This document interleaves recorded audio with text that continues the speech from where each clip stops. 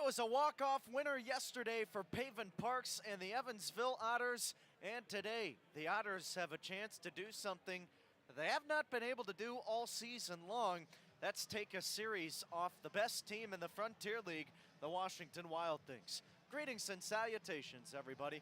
Kyle Chandler joining you here at historic Bosse Field in Evansville, Indiana. So happy you could join us for this Saturday night contest. Boy, after that All-Star break, it's hard to believe that we're already into the weekend, but we are, and we'll have one more game tomorrow to finalize this three-game set before we begin a new week. And again, today the Evansville Otters have a chance to already take the series after winning the series opener yesterday. And when you look at the matchup history between these two teams this season, well, it's been certainly more favorable toward Washington. They are 8-2 against the Otters in 2024. They are 3-1 at home and 5-1 on the road, or actually flip-flop those, 5-1 at home, 3-1 on the road. But for Evansville, it marks a chance to build some momentum. They are a perfect 1-0 here in the second half of the 2024 season, and it's a chance for them to make a statement saying, you know what, we're not going to go down easy. And although we are down at the bottom of the totem pole in the West Division of the Frontier League standings, we're going to show some fight, and we'll see if Evansville can follow up their awesome game yesterday with another one here today. That was a game that was low scoring, a pitcher's duel barn burner, and it went into extra innings, and Washington took a 2-1 lead in the top of the 10th inning after Evansville had not scored until the 8th frame. But in the bottom of the 10th, Paven Parks, on the first pitch he saw against Kyungju Kim, went yard and hit a towering fly ball over the WIKY sign in right field. That was about 100 feet past the fence, and it was a mammoth blast to walk it off and give Evansville their win yesterday. Washington comes in 38-19 this season. Evansville comes in 22-36. Washington, although they lost yesterday, still a game and a half above Lake Erie in the West Division, as the Wild Things are 8-2 in their last 10, and Lake Erie 6-4 in their last 10. So the Crushers dropping yesterday's game, which means that Gateway was able to inch one game closer. They are now 5 back of the division leaders, and then Schaumburg right behind Gateway, a game and a half behind the Grizzlies. And Schaumburg's fighting for a playoff spot.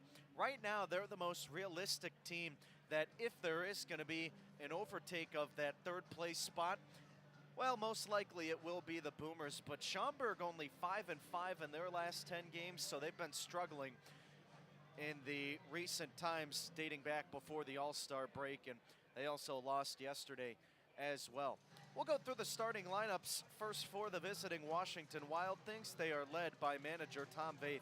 Caleb McNeely leading things off. He plays center field. Tommy Caulfield, the third baseman, bats second. Jalen Miller playing second base. He bats third. And the designated hitter Tyreek Reed will clean things up. Andrew Check playing first base and batting fifth. Out in right field, it's Brandon McElwain. He bats sixth. Batting seventh and playing shortstop, Ethan Wilder. And it's Robert Chaka batting eighth, playing left field, filling out the starting nine, and doing the catching is J.C. Santini.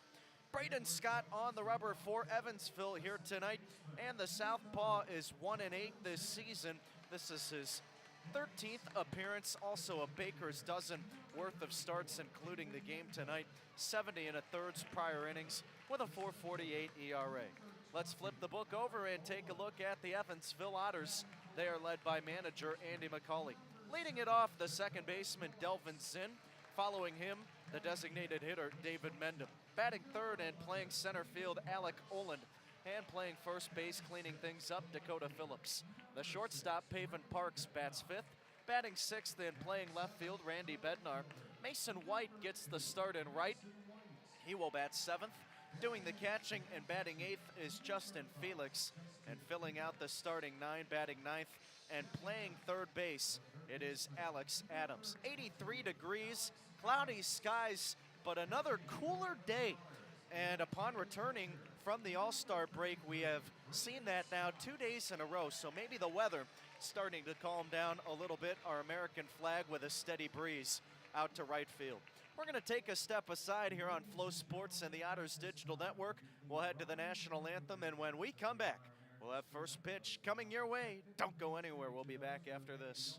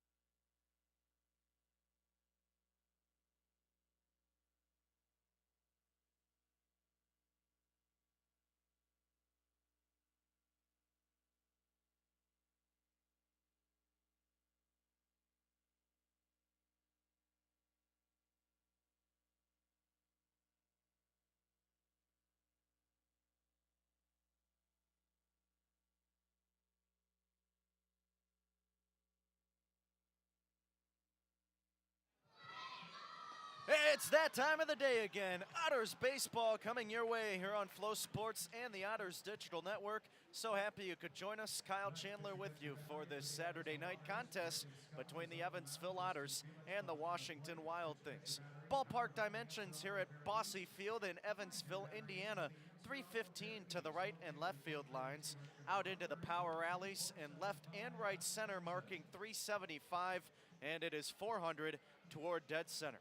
Calling our balls and strikes, home plate umpire Parker Powell. Our first base umpire is Noah Hobart.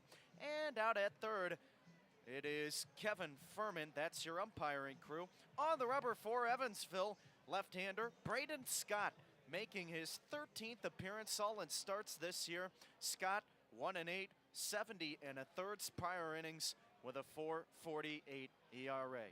Washington comes in 38-19, Evansville 22-36, 16 and a half games separating these two clubs. But Evansville able to pick up a win yesterday as they downed Washington 3-2 thanks to a walk-off 2-run homer in the bottom of the 10th inning from Pavin Parks. It came on the first pitch in the bottom of the 10th inning, and we'll see if Evansville can use that momentum here tonight to come away with their first series win, or what would be, against Washington this season. Leading it off for the Wild Things, Caleb McNeely, and the center fielder digs in from the right side, batting .302 this season. He's in his 56th game. Scott into the motion, he winds and fires. Here's a line drive out toward the left center gap. Diving and making the play is Bednar. A defensive gem to begin the ball game tonight, and on one pitch, there's one out. Talk about carrying the momentum over. My goodness. And now it's Tommy Caulfield at the plate. We're underway at 6:35. Scott winds and fires. And here's a bunt attempt by Caulfield, put down the third base line. Charging Adams, tries to barehand and can't come up with it cleanly. It's going to be a bunt single. So action on the first two plays of the game. On two pitches, and Caulfield on first base. A one-out runner for Washington. And now it'll be Jalen Miller coming up. Bednar getting the start in left field after being the DH yesterday. Scott at the set, he kicks and deals. Fastball, swing and a miss, blew it by Miller, and the count is 0-1.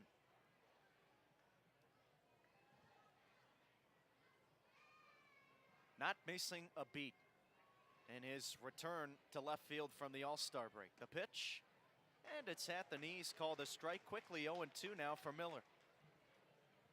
Miller hit by a pitch yesterday, so he reached base once. 0 for 3 though with the bat. No score, top of the first. Now the kick and the pitch, and it's a fastball that misses downstairs and away. 1 ball and 2 strikes now for Miller. Miller missed a large portion of the season, and in fact made his debut the last time these two clubs met in Washington. Now the 1-2 delivery.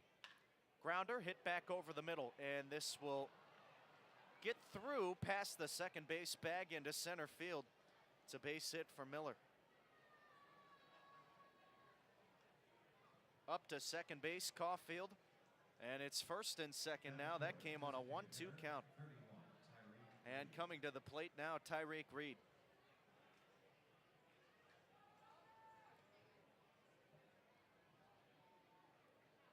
Reed batting .343 with Washington this year. But again, he's another guy that has been riddled with injuries this season. Scott ready at the belt. He steps and delivers. Here's a ground ball through the left side, base hit. Picked up by Bednar, rounding third and holding up there Caulfield. And all of a sudden, the bases are juiced for Washington. Well, they're going after Scott quickly tonight. That's the third batter to put the ball in play on the first pitch. And now coming to the dish, the left-handed hitting Andrew Check. No score, top of the first, but Washington threatening. Scott leaning in, he gets the sign. The southpaw at the set, glove at the belt, he deals. And it's a fastball at the top of the zone, a called strike, 0-1. But ever since Miller and Reed have come back to the starting lineup, both players have made immediate impacts. Here's the 0-1. Swing and a miss, nice breaking ball from Scott. Double play ball is in effect, so the infield playing back, outfield medium deep. Check 10 homers, 25 RBI, and 32 runs scored this season.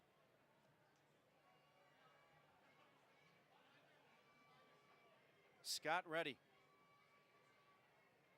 Now the pitch. Swing and a miss. A bender that tailed outside the zone, and Check went chasing. He's out number 2, and Scott has a chance to get out of this unscathed. Now coming to the plate, Brandon McElwain. 10 pitches from Braden Scott, 9 strikes so far in the early going. He comes to the set, the left-hander ready. The pitch. Breaking ball, swung on, hit out toward deep left center field. Backing up is Oland, he's at the track, he leaps, and this one is gone. A grand slam for McElwain. His first home run of the year. RBIs 6, 7, 8, and 9. And he makes it a 4-0 Wild Things lead.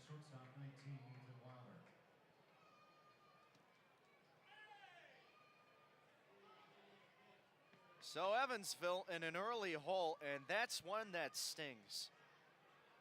A grand slam Now at the plate, Ethan Wilder cuts and comes up empty on the first pitch, and it's 0-1. That's just the second grand slam that has happened this season for Evansville. Next pitch in there quickly, 0-2. Patrick Lee had a grand slam earlier in the season. That was for the Otters. The pitch, swing and a miss. 3-pitch K, that'll do it. But damage has been done early. Scott strikes out 2, but gives up the grand salami to McElwain, and Washington takes a 4-0 lead after a half inning. Evansville coming to bat for the first time when we come back on Flow Sports and the Otters Digital Network.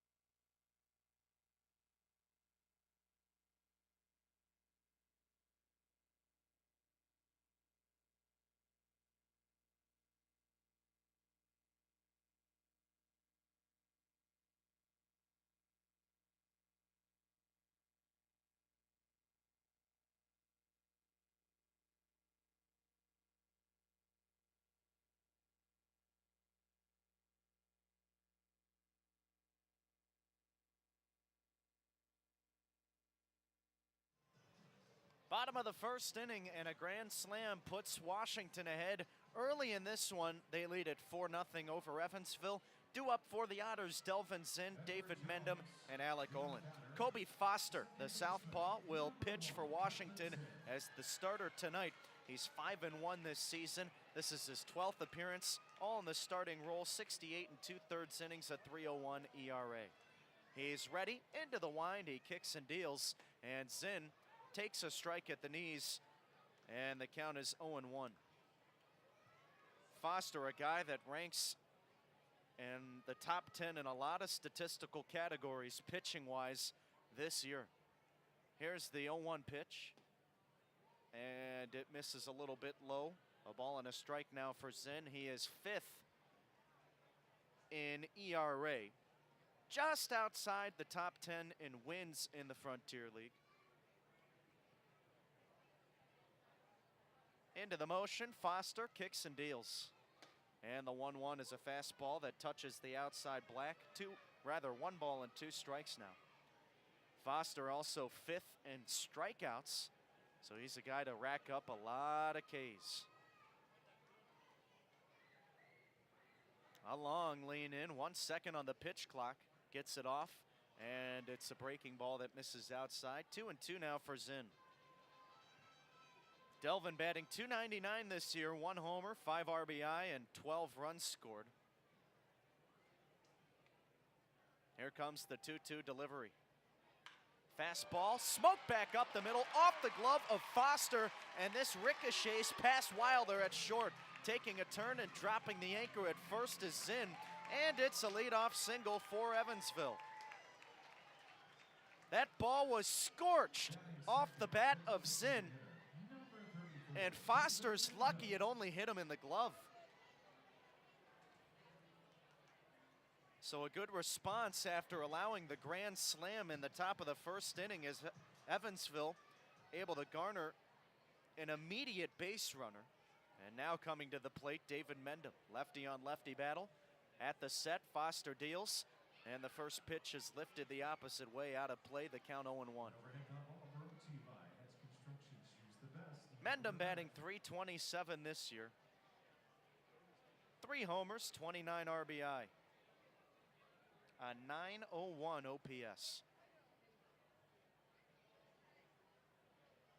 Foster ready at the belt. A look to first, now he deals. Fastball misses high and in, and the count is 1-1. Washington 8-2 versus Evansville this year. So a win for the Otters tonight would be massive. Here comes the 1-1 pitch. No, we'll have a throw to first instead, and in standing is in. Not just because Evansville needs to accumulate wins, but it would also mark the first series win against Washington this season.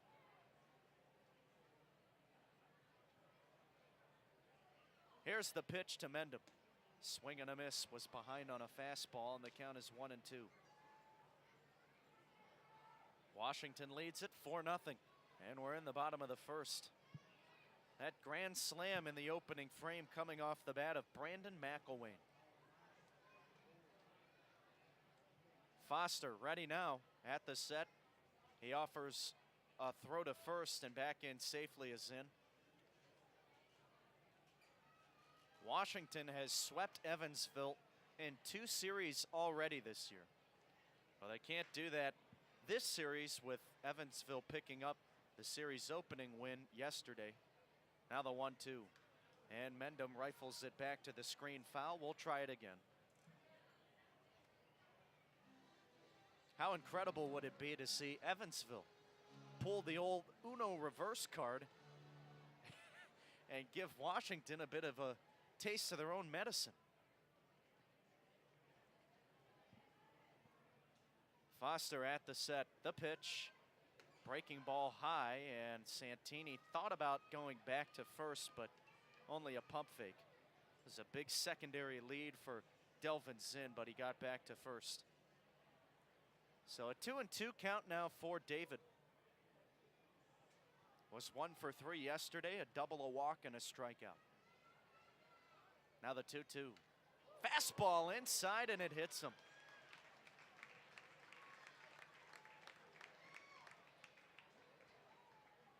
So that'll put runners on first and second for Evansville.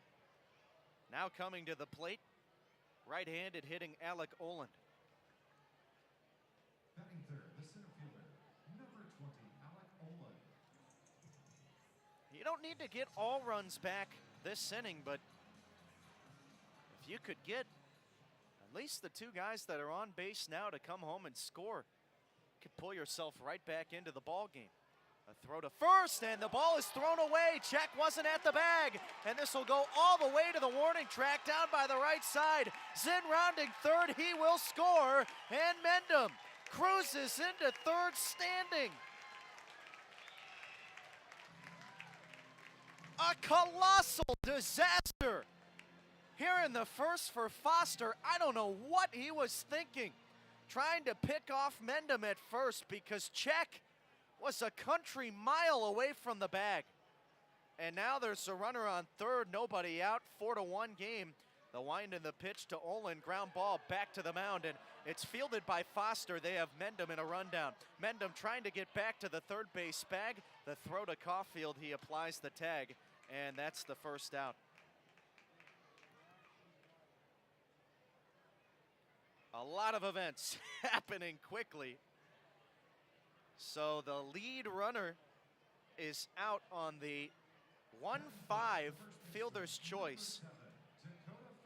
And Mendham will head back to the dugout as out number 1. Olin standing on first. And now coming to the plate, it's Dakota Phillips. Washington leads it 4-1. Zinn's run is unearned for now. The pitch to Phillips. And it's a breaking ball in the inside corner, a strike, 0-1. That error on the failed pickoff attempt costed Foster 2 bags. Zinn went from second to home. Foster comes to the set. He deals, and the 0-1 is a fastball hit down the left field line. This is slicing foul. And we'll try it at 0-2 for Phillips.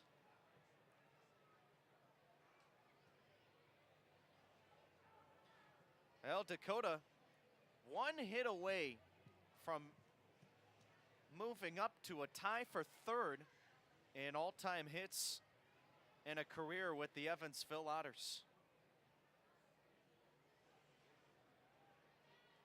Right now up there,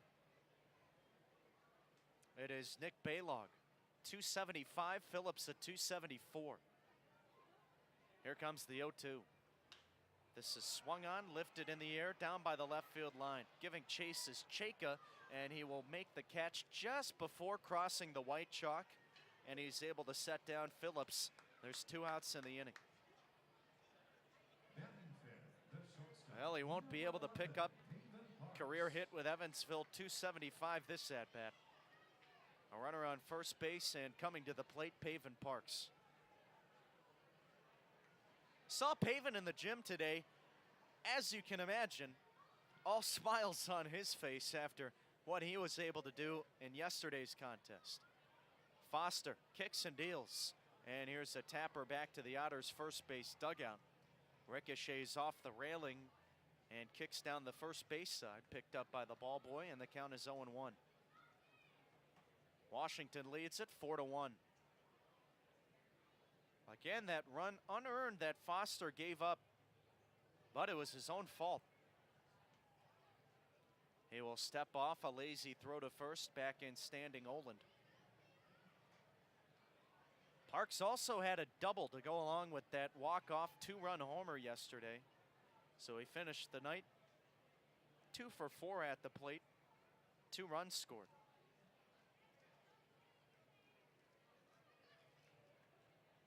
Foster gets the sign. He's ready, and he'll throw to first again. That's the second disengagement as Oland is back in safely. So if Foster wants to go over there again, he will have to get Oland. Otherwise, it'll be considered a balk or a pitch clock violation. And that'll send Oland to second. Now the 0-1 pitch, and it's rifled back to the screen foul. We'll try it at 0-2.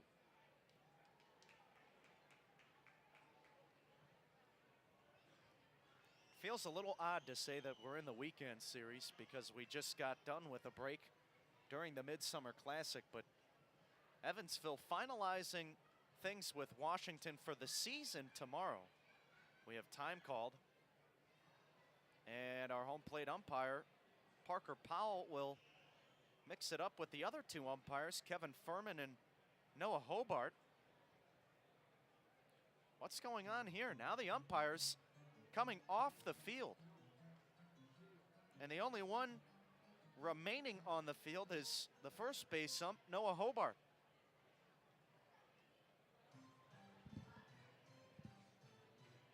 And we have a broken mask. So home plate umpire Parker Powell have to get some new equipment. When was the last time that you saw an umpire break their helmet? Well, it's not like Powell had to take a foul ball off the mask. Very strange. Maybe it was broken before the game and he just didn't recognize it. Hey, if you have a group of friends or coworkers who wish to come to historic Bosse Field, call 812-435-8686 and you can reserve a party deck on the Corona Extra patio deck. You can get unlimited bottled water and soft drinks as well as an all-you-can-eat menu. Again, 812-435-8686. We're all ready to go now. A new mask for Powell. Here's the pitch, and Foster throws a fastball just off the outside corner, and the count is now 1-2. Parks batting .329 this season with Evansville.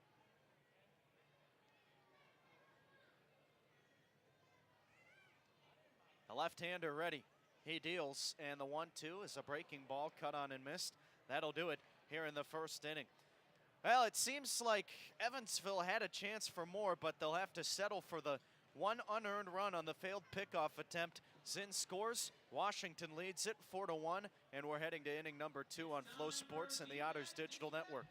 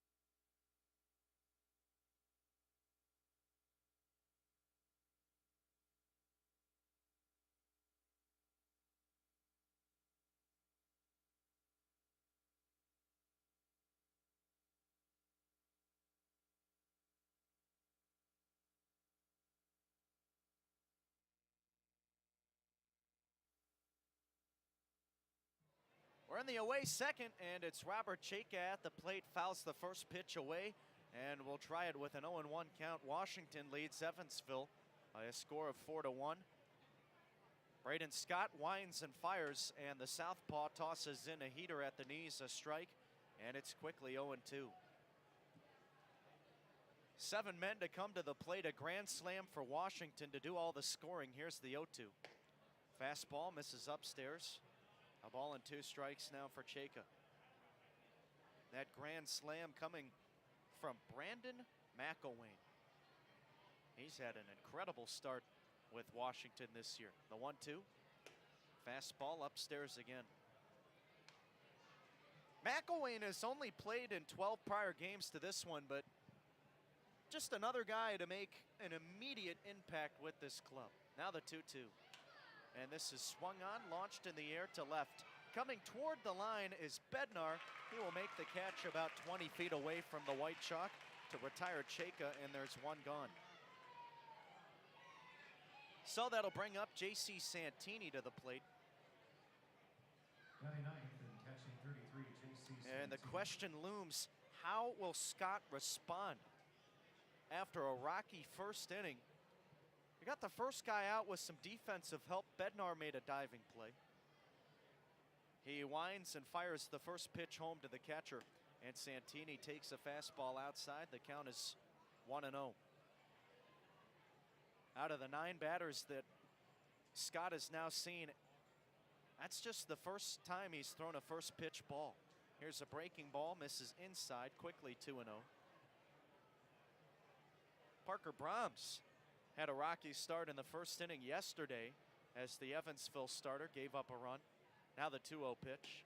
Fastball misses outside, 3-0. But Brahms able to recover immediately, and he put together his best performance of the season, going 8 innings, allowing just that 1 run with no walks. Here's the 3-0 delivery from Scott. Get me over fastball for a strike. 3-1 the count. Santini batting .283 this season in 32 games. The 3-1 delivery. And it's a fastball that misses low. A 5-pitch walk. And that'll put Santini on first. The lineup turns over. Coming to the plate, the leadoff hitter, Caleb McNeely. Well, today it is our Mac Industrial Services promotion, as well as our Santa Clothes Club promotion. And we'll have a representative from Santa Clothes on our broadcast in the top of the 5th. First pitch to McNeely is hit foul to the left side. And we'll try it at 0-1. So make sure to stay on the call. We were not told who will be coming on the call, but somebody with their organization will be. Scott deals the 0-1 fastball, misses outside, and the count is 1-1. And if you stick around to the 5th, you can learn all about the Santa Clothes Club and what their organization is about. Also, it's our WFIE 14 News Day. Next pitch is outside, and it's 2-1. Christmas in July and post-game fireworks tonight. That's why we have our Santa Claus Club. Lots of stuff going on at the ballpark. Here's the 2-1 delivery. This is popped up, foul back over the screen. We'll try it at 2-2 now for McNeely. And if you feel like you're missing out on the fun here at historic Bosse Field, get tickets to tomorrow's game. $5 general admission seats if you call ahead. And you can reach us by calling 812-435-8686. Scott at the set. He offers up. Breaking ball called strike 3. Backdoor bender. McNeely not a fan of the call from home plate umpire Parker Powell. But he's out number 2. Runner on first base. And coming to the plate, Tommy Caulfield.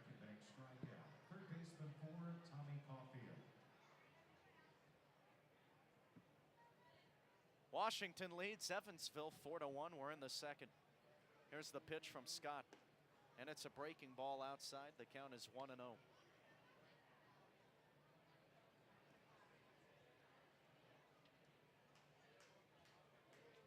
Caulfield 1 for 1. He laid down a bunt single to third his first time up. Now the 1-1 pitch. Fastball misses a little bit high. 91 miles an hour on the gun. That's one of the harder heaters we've seen from Scott. But it's 2-0. Scott, a four-seam fastball, sweeping curveball, cutter, and a changeup. Now the pitch, and the 2-0 is rocked back up the middle, and that gets through for a base hit.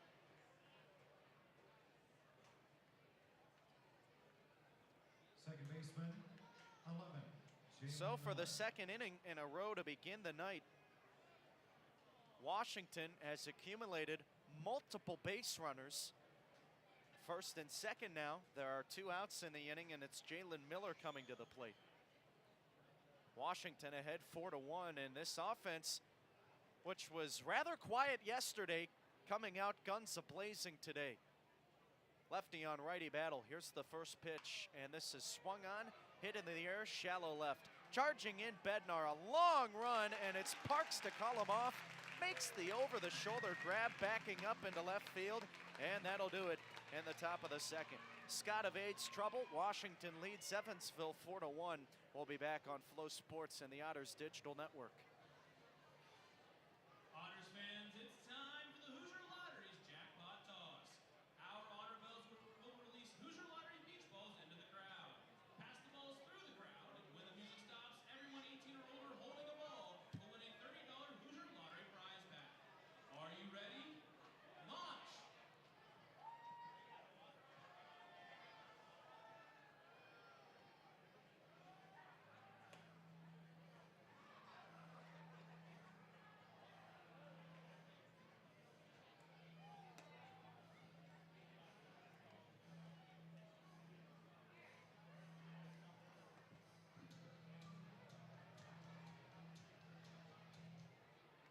And stop! Congratulations from the Hoosier Lottery and the Evansville Otters. The Otterbell staff will let you know how to claim your prize. Stop by your local Hoosier Lottery retailer to pick up your Mega Millions ticket for tonight's drawing. Must be 18 or older to play. Please play responsibly. Up to you, Zane.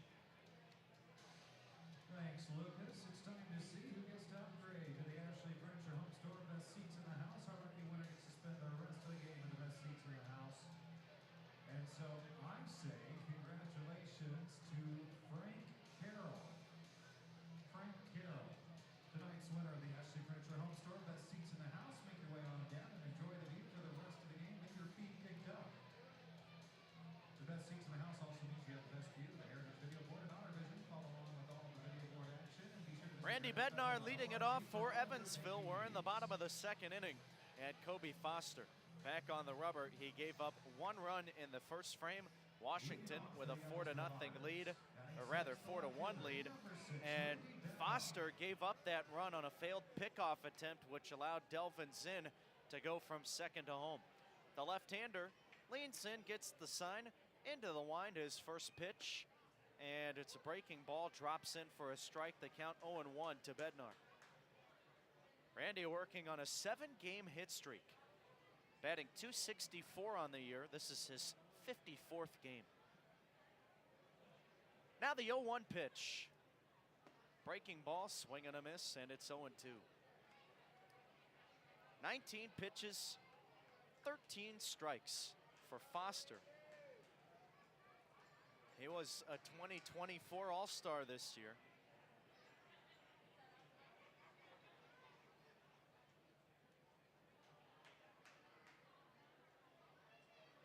Now the wind. Now the pitch. Grounder hit out toward third. Charging in is Caulfield. He rifles it over to first base in time to retire Bednar.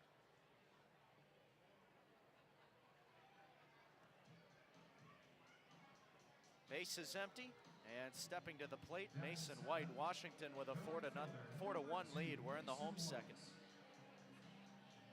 White trying to snap an 0 for 19 streak at the plate.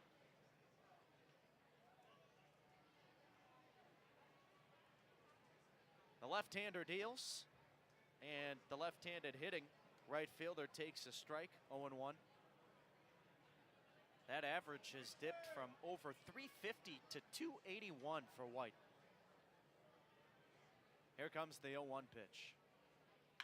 Fastball swung on and hammered high, deep to right center, and it is McNeely in center field at the warning track, able to make the catch.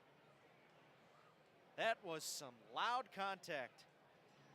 How many times have we said during this slump that White has smoked the baseball? He did it again. When is this kid gonna be rewarded? My goodness. Baseball is being cruel to Mason White right now. Base is empty, 2 gone. Here's Justin Felix, first pitch to him. Fastball on the outside corner, a strike, 0-1. This is a true test mentally for a guy like Mason White. Foster letting that pitch clock wind down once again. Gets it off with 1 second, and it's a swing and a miss.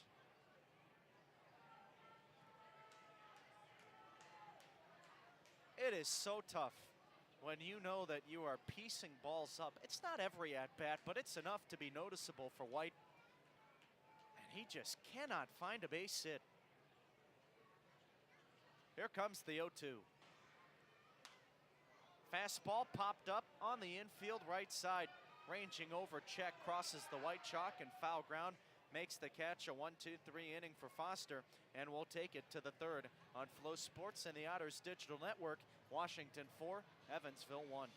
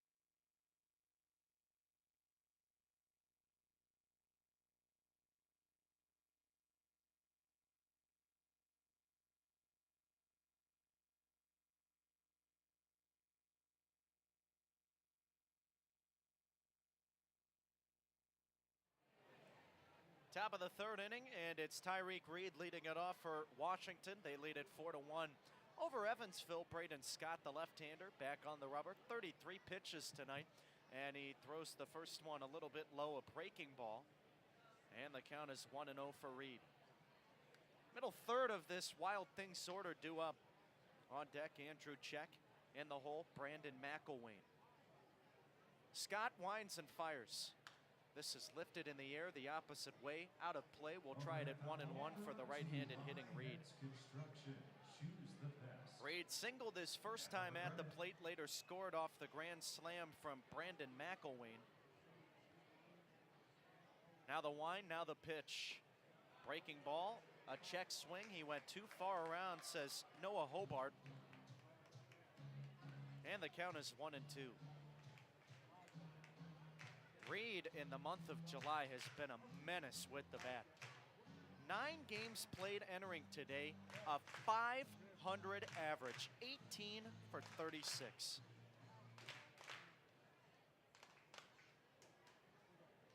Scott leans in, gets the sign. He motions home the 1-2. Breaking ball, another check swing. This time, Hobart said he did not go around.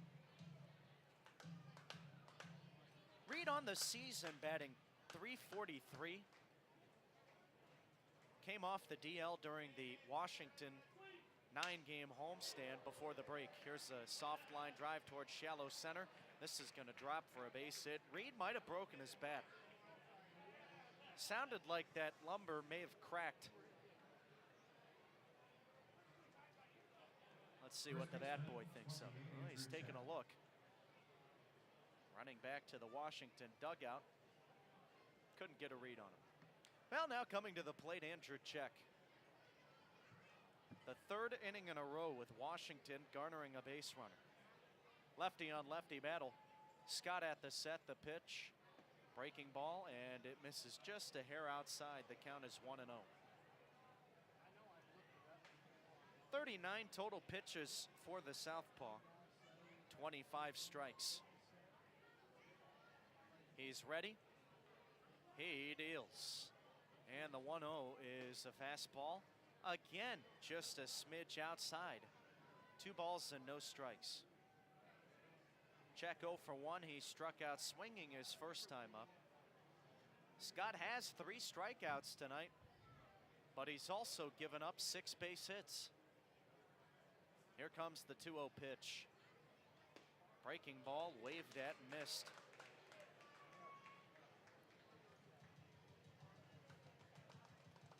Check has been with Washington for a while, and he has been a mainstay in the order. Now the 2-1. Breaking ball misses outside. And you have a guy like Check consistently in the lineup because, one, he's a pesky hitter. He has 45 walks, but 2, his power, not to be messed with. Here's the 3-1 delivery. This is shot the opposite way, out of play. We'll try it at 3-2.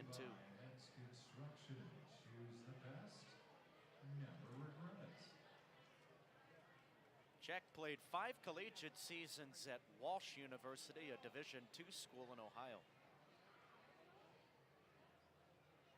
Scott at the set, the next offering, and it's the same result, a foul ball the opposite way.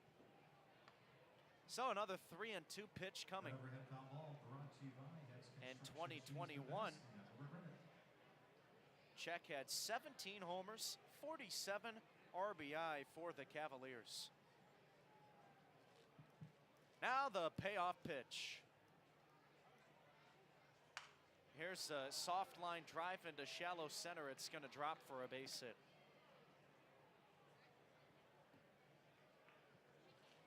So another inning with multiple base runners reaching for Washington. They have now 7 base hits tonight.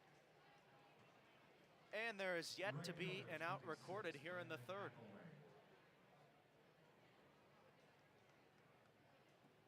Scott in his last appearance went 5 innings, gave up 3 runs against Lake Erie. That was on July 13th. He comes to the set facing now Brandon McElwain. And the first pitch to the right-handed hitter misses downstairs. The count is 1-0. The outing before that, Scott giving up 6 runs in as many innings, but only 3 earned. Here comes the 1-0. And it's a fastball that misses downstairs and in. 2 balls and no strikes.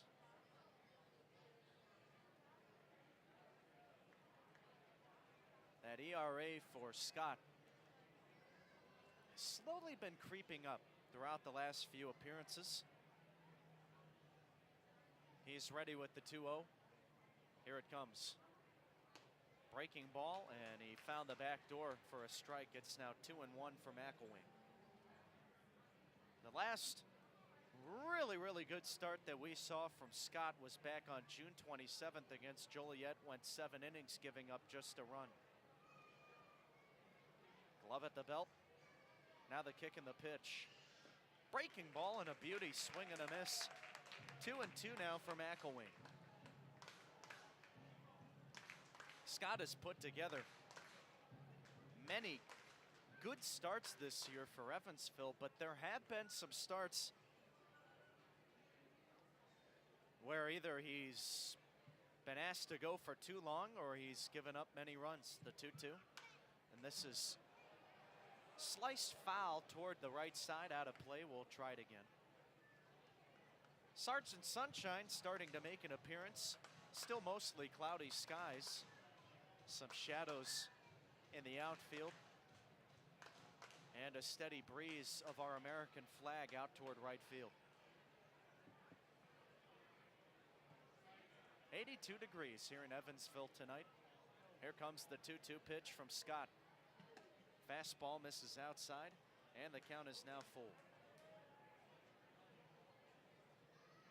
McElwain had the grand slam his first time up, doing all the damage for Washington.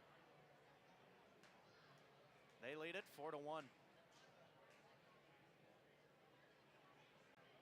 We have time called, and that was actually the catcher, Justin Felix, asking for time. That pitch clock was winding down. Felix recognized that. Didn't want to get charged with a ball because that would be a walk.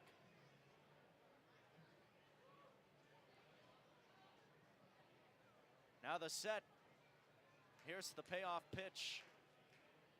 Swing and a miss.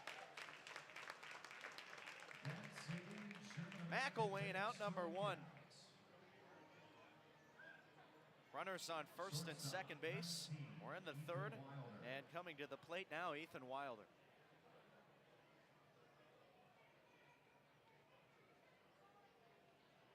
Scott leaning in. He gets the sign. And the first pitch.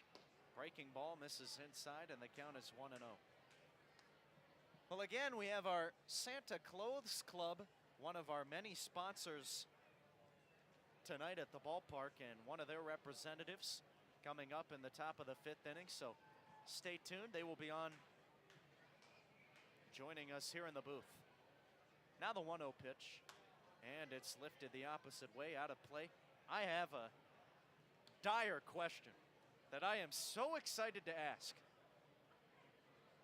And you'll all have to wait and see what that is.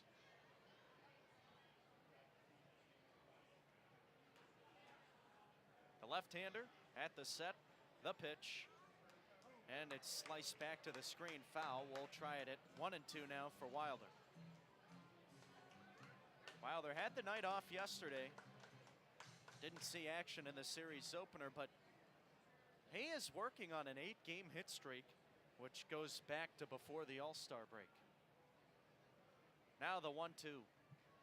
Breaking ball misses down low and in near the shoe tops of the right-handed hitter. 2 balls and 2 strikes. Washington leads it 4-1 over Evansville. We're in the third.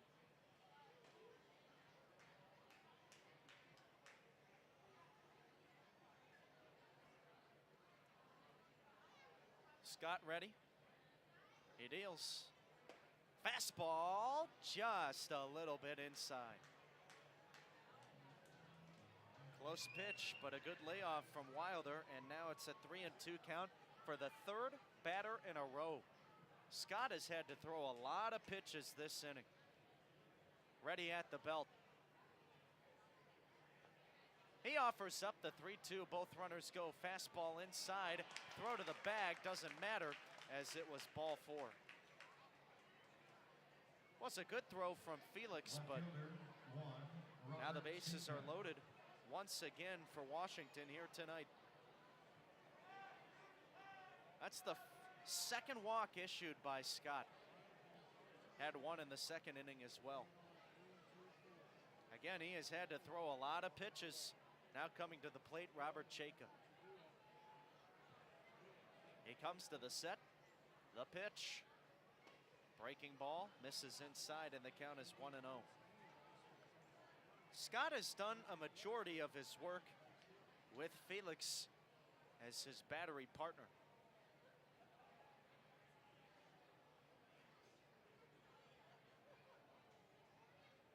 He deals, and here's a fastball looped into shallow center. Charging is the right fielder, Whitey. Slides, makes the catch. Well, it was a late call from third base umpire Kevin Furman, but he signaled that it was an out, and that actually delayed Reed from breaking for home because he had to make sure that White, if he caught the ball, was going to get back to the bag. And so nobody's able to advance on the flyout. A nice play from White. And there's now J.C. Santini coming to the plate.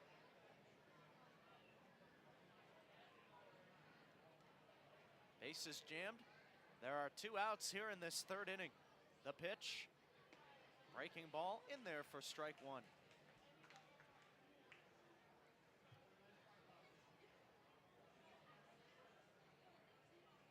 Scott leaning in. Washington with a 4-1 lead over Evansville. Here comes the 0-1 delivery. Fastball in for strike 2. And it's quickly 0-2 now for for Santini. He walked his first time up. Pitch number 30 of the inning. And it's on the way. Fastball high and outside, check swing. He held up in time. And now we'll try it at 1-2 for Santini. Santini, 2 homers, 14 RBI this season, 14 runs scored. A .283 hitter entering play tonight. The 1-2 from Scott. This is popped up, foul back toward the Otters' first base dugout, and it'll land on the roof out of play.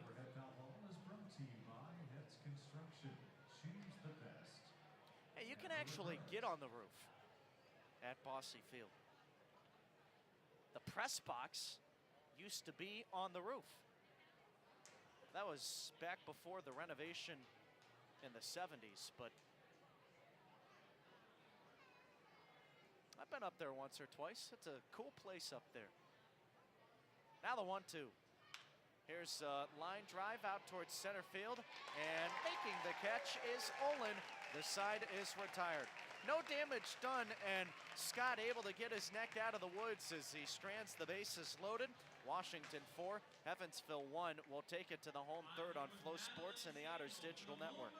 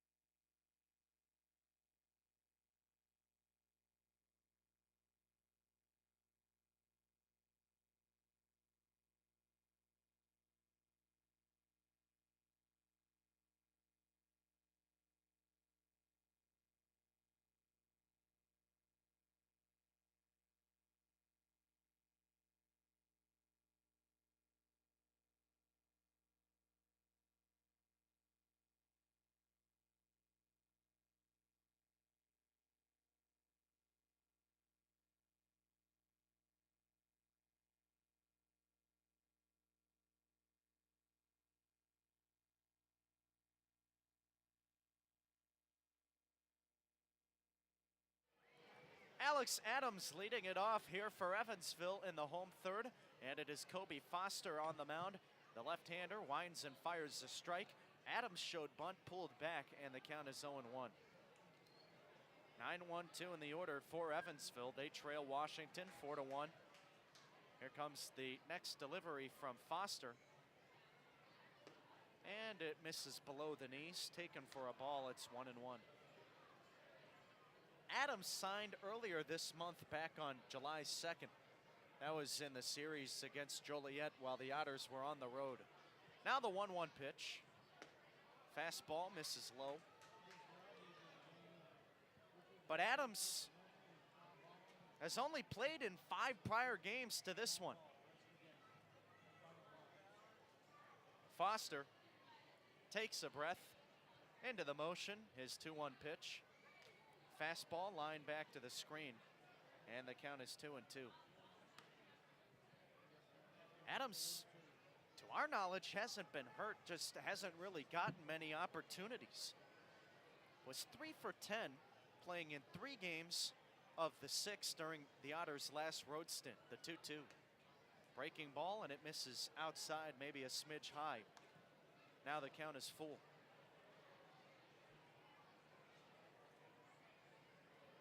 One of those games was against Washington. Now the payoff from Foster. Fastball down the middle, taken for strike 3.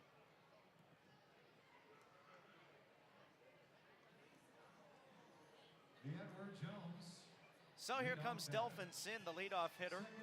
1 for 1. He singled as he hit a blistering ball back up the middle that went off the glove of Foster, kicked toward the shortstop Wilder, and went into shallow left center field his first time at the dish. Washington leads it 4-1. We're in the third. Foster into the motion, the kick and the pitch. Fastball on the inner third, taken for a strike, and it's 0-1. This is the last time that these two teams will have a series against each other this season, unless they both see action in the playoffs. The 0-1. And it's a breaking ball, bounces in front of the plate, blocked by Santini. 1-1 the count. Evansville is also done seeing Joliet this year, but they will play Schaumburg 9 more times. Here's the 1-1 pitch. And it's a fastball, smoked back up the middle, past the diving Miller at second. And it gets through to the right of center field. Second base hit for Zinn tonight. And it's a 1-out base runner for Evansville. Well, you can hear his folks down in the stands making the trip from Mississippi to see him for this series. He had an 0-for game yesterday, but making up for it tonight. And his parents thrilled to see it. Now at the plate, David Mendham. He bats left-handed. The southpaw's first pitch to him from the stretch. Breaking ball misses a little bit inside, and the count is 1-0. Mendham walked his first time up, but then was caught in a fielder's choice as the next batter, Alec Olin, hit a ground ball back to the mound, and after Mendham moved to third on a failed pickoff, he was then thrown out at third. The 1-0 pitch, grounder hit foul to the right side. And the count is 1-1. Had the chance to talk to Mendham, seeing him at Be Fit by Bob's, one of the Otters sponsors. He was getting a workout in, as was I, and we were catching up. Hadn't seen Mendham since the All-Star break. Seemed like he had a really good time up in Quebec. Here's the 1-1 delivery. And this is lifted the opposite way. Foul and out of play. 1-2 now. Mendham was up there for 4 days. He said he did not have a single break. Had a chance to explore the city on a couple of occasions, though. Foster from the set, he'll throw to first base, and they got Zinn picked off. He's in a rundown. Ball thrown to the shortstop. Wilder, he tries to apply the tag, missed. Now he throws to Miller, who was at second base, and Zinn, trying to evade the tag once again, goes out of the baseline.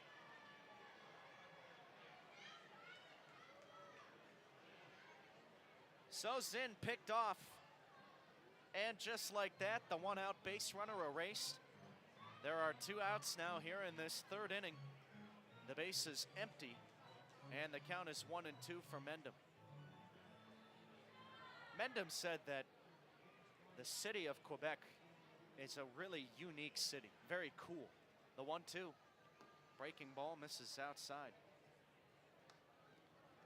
The thing that got to Mendham was all the travel. He went from Lake Erie, which was the final series before the break, to Chicago, flew out of O'Hare up north across the border, the pitch, swing and a miss, and the inning is over. Then, of course, Mendham had to fly back down, so he flew into Chicago before coming back to Evansville, and he traveled down to Evansville with the vice president of the Otters, Joel. So lots of travel for Mendham. Washington leads Evansville 4-1, 3 in the books on Flow Sports and the Otters Digital Network.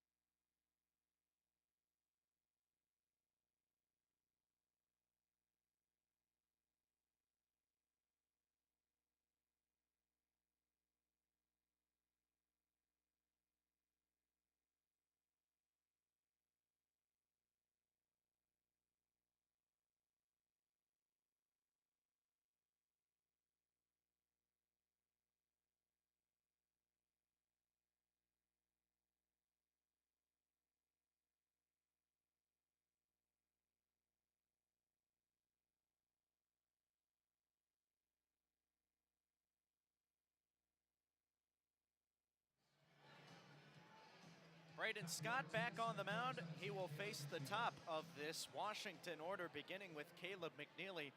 We're in the 4th inning, and the Wild Things with a 4-1 lead over Evansville.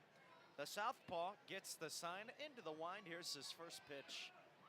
A breaking ball below the knees, taken by McNeely for a ball, and the count is 1-0. McNeely 0 for 2. Was robbed of a base hit his first time up. Now the 1-0 delivery.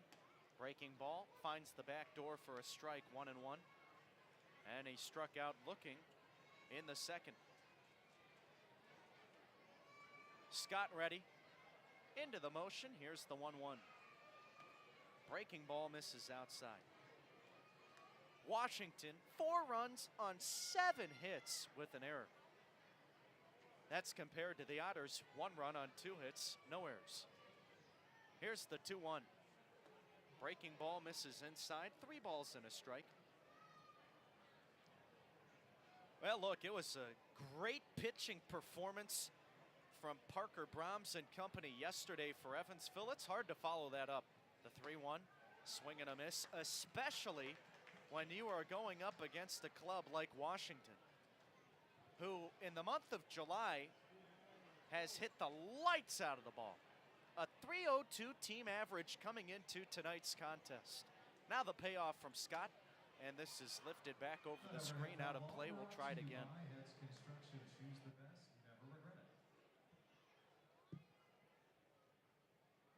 Washington doing all their damage in the first inning.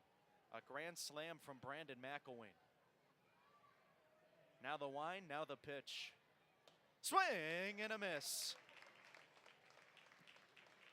McNeely chased the high cheddar, and he went fishing out of the zone the second time he has struck out tonight. 1 gone in the 4th, coming to the plate, Tommy Caulfield. Washington leads it 4-1 over Evansville. Caulfield 2 for 2, a couple of singles. 1 run scored. His first single was a bunt down the third baseline. Lefty on lefty matchup, the pitch. Breaking ball, swing and a miss, and the count is 0-1. Well, Scott ended up throwing 32 pitches in the last frame, but he stranded the bases loaded, no damage done. The 0-1. Breaking ball, tap back to the screen, and it's quickly 0-2. That can be a sign of momentum flipped in favor of Evansville.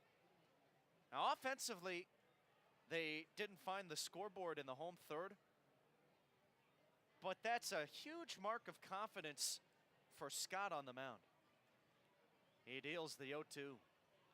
Breaking ball misses outside. 1 ball and 2 strikes now for Caulfield.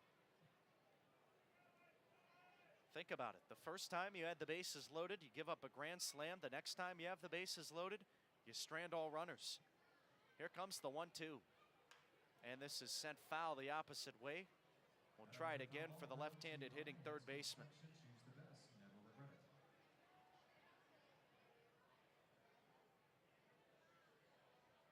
Scott gets the sign from Felix, back to it, and the 1-2 is a breaking ball that dips outside and low. Now, this is the third time that Washington is coming through the order. Now the 2-2 pitch to the 2-hole hitter. Fastball bounces in. They say once you get to that third time, it's tough as a starting pitcher because professional hitters are good at making adjustments. Now the 3-2 delivery. Swing and a miss. Well, so far, the third time through the order has resulted in 2 strikeouts for Washington. And another 3-2 count. Scott able to buckle down as he sets down Caulfield. There are 2 outs here in this fourth. Jalen Miller stepping to the plate. He bats right-handed. Washington leads it 4-1. 79 pitches now for Scott. He deals. Breaking ball at the knees taken for a strike, and it's 0-1.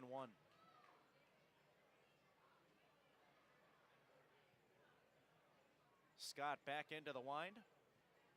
And his 0-1 delivery. Fastball, top of the zone, strike 2. Hey, want to make your lawn and landscape look like a field of dreams? Use 10 Barge professional brand products. Pick them up at any of the 3 locations, beautifying the communities we live in and the grass we walk and play on. The next offering is sliced foul to the right side, and we'll try it again at 0-2. 10 Barge around since 1940.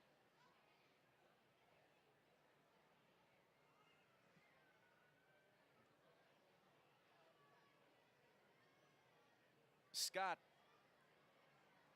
into the windup. Here's the 0-2. And this is hit to the right side, out of play again. And Miller stays alive. He's 1 for 2, singled and scored his first time up. Miller into just his 5th game with Washington. Now the 0-2. Grounder hit out towards short. Parks taking an awkward bounce and handling it. Throws to first. A 1-2-3 inning for Scott as he sets the Wild Things down in order. Washington 4, Evansville 1. We'll be back in the home 4th on Flow Sports and the Otters Digital Network.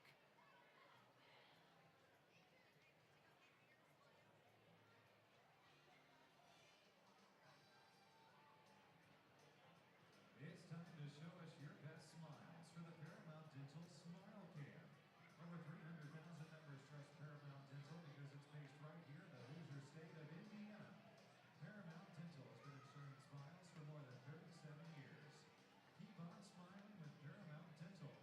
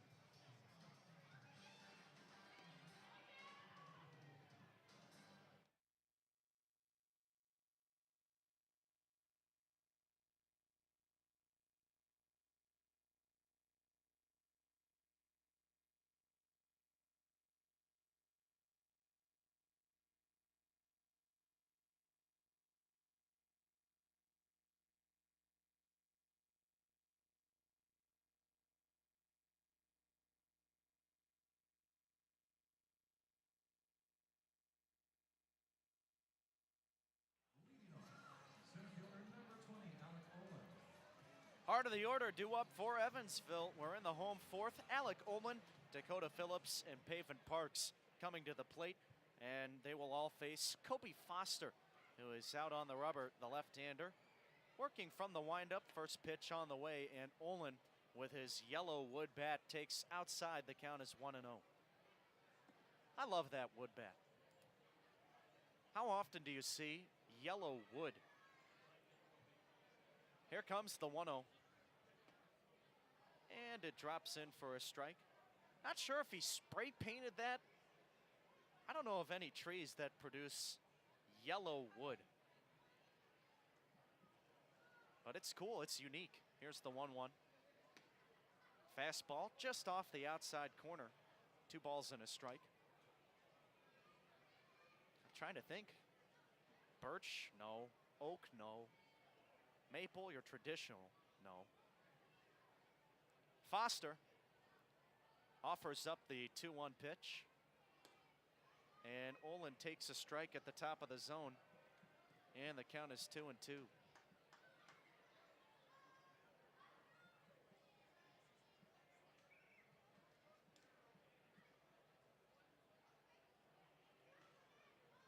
Foster into the wind. Here comes the pitch. Swing and a miss. And Olin is down on strikes.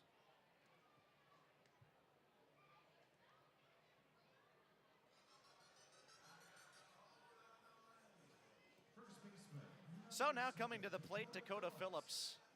Washington leads Evansville 4-1. We're in the home fourth.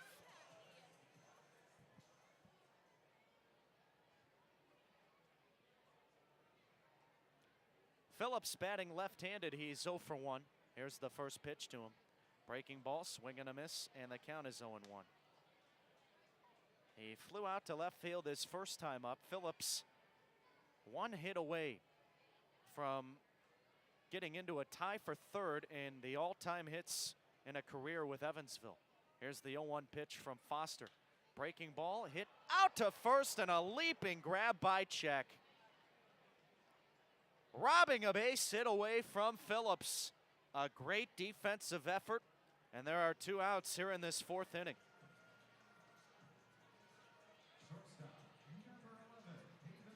So now coming to the plate, it'll be Pavin Parks. Base is empty, 2 gone. Washington leads it 4-1. Hey, in the fifth, we will have a representative of Santa Clothes Club come on the broadcast. Make sure to stick around and learn all about them. Here's the first pitch. Parks squares the bunt. That didn't seem like a serious bunt attempt. He was kind of coming out of the box as the pitch was thrown in. Very strange. We've never seen Parks do that before. Foster's next offering. Swung on, lifted in the air. Very shallow center field. Just behind the dirt infield. Making the catch is Ethan Wilder, the shortstop. That'll do it. A 1-2-3 inning for Foster in the fourth, setting the Otters down in order. We'll take it to the away fifth, and when we come back, we will have Santa Clothes Club come on the air. Washington 4, Evansville 1 on Flow Sports and the Otters Digital Network.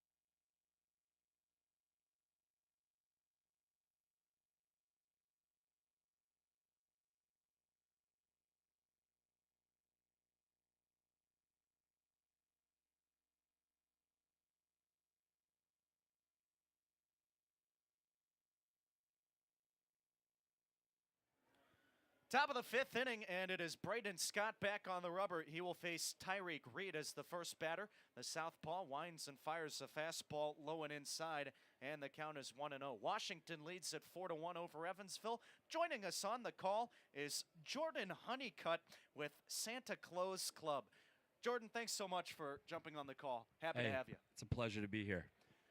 2-0 count now to Reed. Scott back on the rubber, and well, with Santa Claus, you guys are one of our sponsors tonight for the game. Here's the pitch. Fastball grounded to the first baseman Phillips with a backhand. He will go to first, tap on the bag unassisted, one gone. So tell us, what is Santa Claus Club? Why are you here tonight? Yeah, so Santa Claus Club is actually Evansville's second oldest charity. And we're here just kind of spreading some cheer, spreading a little bit of Christmas in July, so to speak. And we're also, we have a silent auction going on, and we're raising some funds tonight. Andrew Check now at the plate. Washington leads Evansville 4-1. We're in the fifth. Scott into the wind. Here's his first pitch. And it's swung on. A diving play by Phillips at first. Karams off his glove, goes to second. It's going to be an infield hit for Check. Well, who doesn't love Christmas? So why not bring some of that spirit into the summertime? Exactly. Actually, Santa was out here for the kids, and they were able to tell them a little early this year what they were wanting for Christmas this year, so it's pretty cool. All right, I got some questions on Mr. Claus that we will talk about throughout this interview, so bear with me. But I was very intrigued to ask about Santa, so that is great. You said the second longest nonprofit organization to stand here in Evansville. It's so miraculous. How are you guys able to do that? And before you answer, let me just say Brandon McElwain at the plate, first pitch, just below the knees of ball. Yeah, so what's cool is it started actually back in the 40s, and the goal is to take the underprivileged youth here in the tri-state and make sure that they have warm jackets and socks and underwear and jeans and the things that we might take for granted every single year, and we make sure that the wintertime is a little easier for them with a new jacket that fits them. Well, in the summertime, you would think you don't need a jacket because we've had some 95 to 100-degree days, but it's interesting because once the wintertime does roll around, it actually gets kind of cool here in Evansville. Here's a weak fly ball to the shortstop, Parks. He fields, makes the catch, rather, and there's two outs. Runner on first. Washington leads it 4-1. Jordan Honeycutt joining us with Santa Claus Club. Jordan, thanks again for coming on.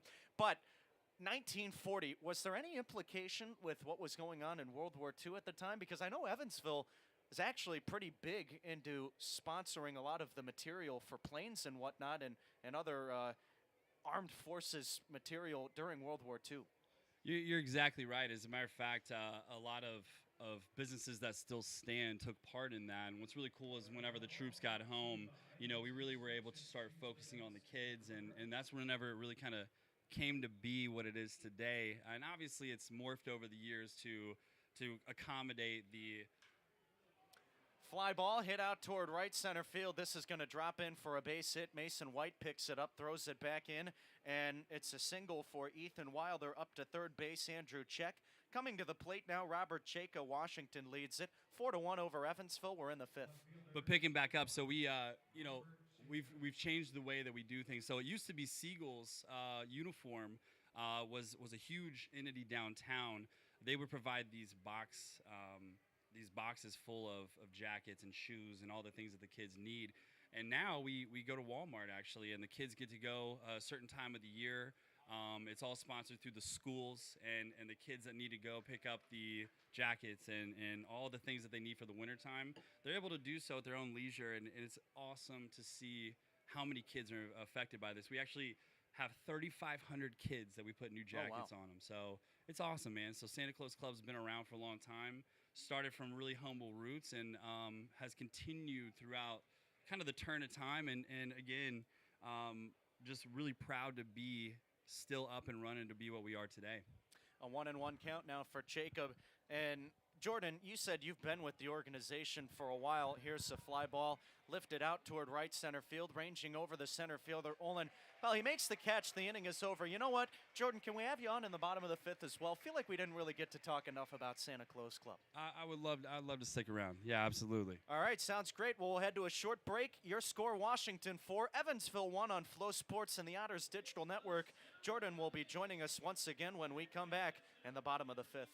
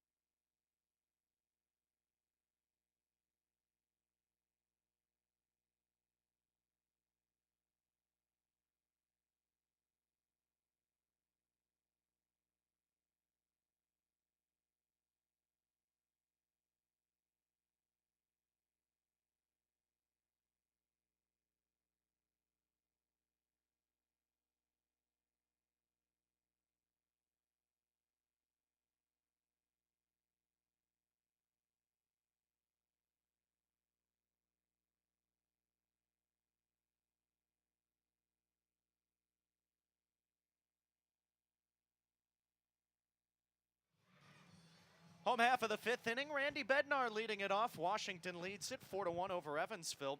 Jordan Honeycutt is joining us back on the call with Santa Claus Club.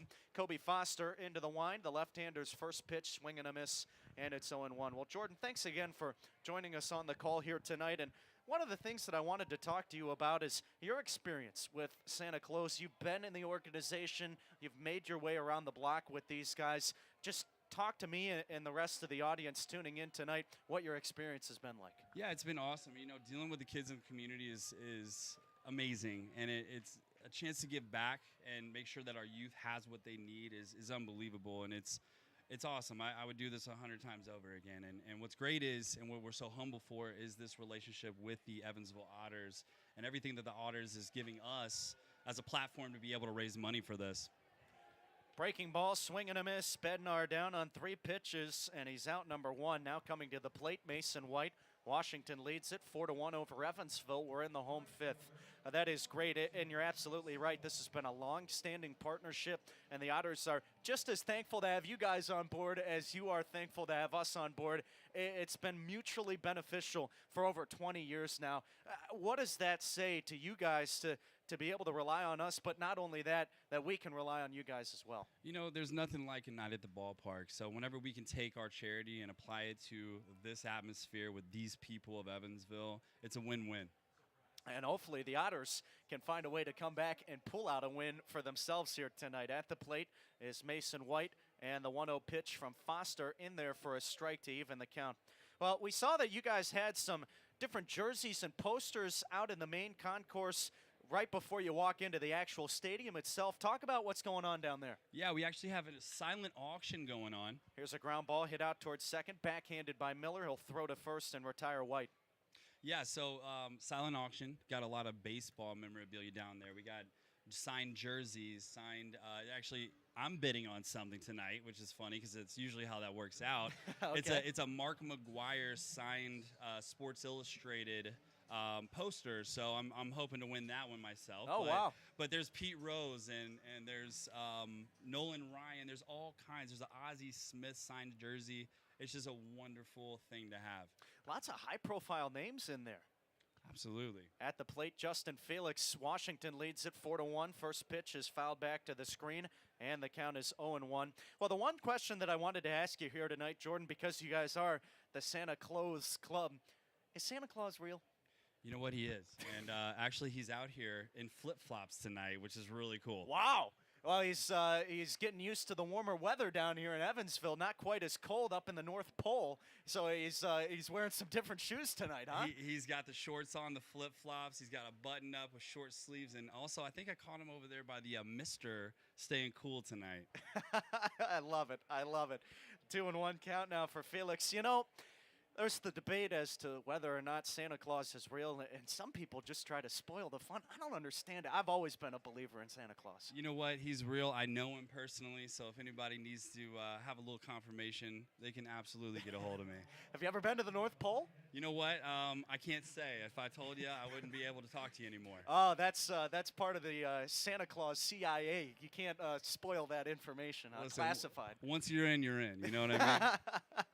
I love it. I love it. Here's the 2-2 from Foster, and it's a breaking ball, swing and a miss. Well, that'll do it, and unfortunately, we had a quick fifth inning. So, Jordan, I'm going to have to let you go, but just finalizing before we close off, what are some ways that Evansville, the community, can support you guys, and where can we reach you guys online as well? Absolutely. Head on over to santaclausclub.org. You can donate. You can also see the live auctions that we have.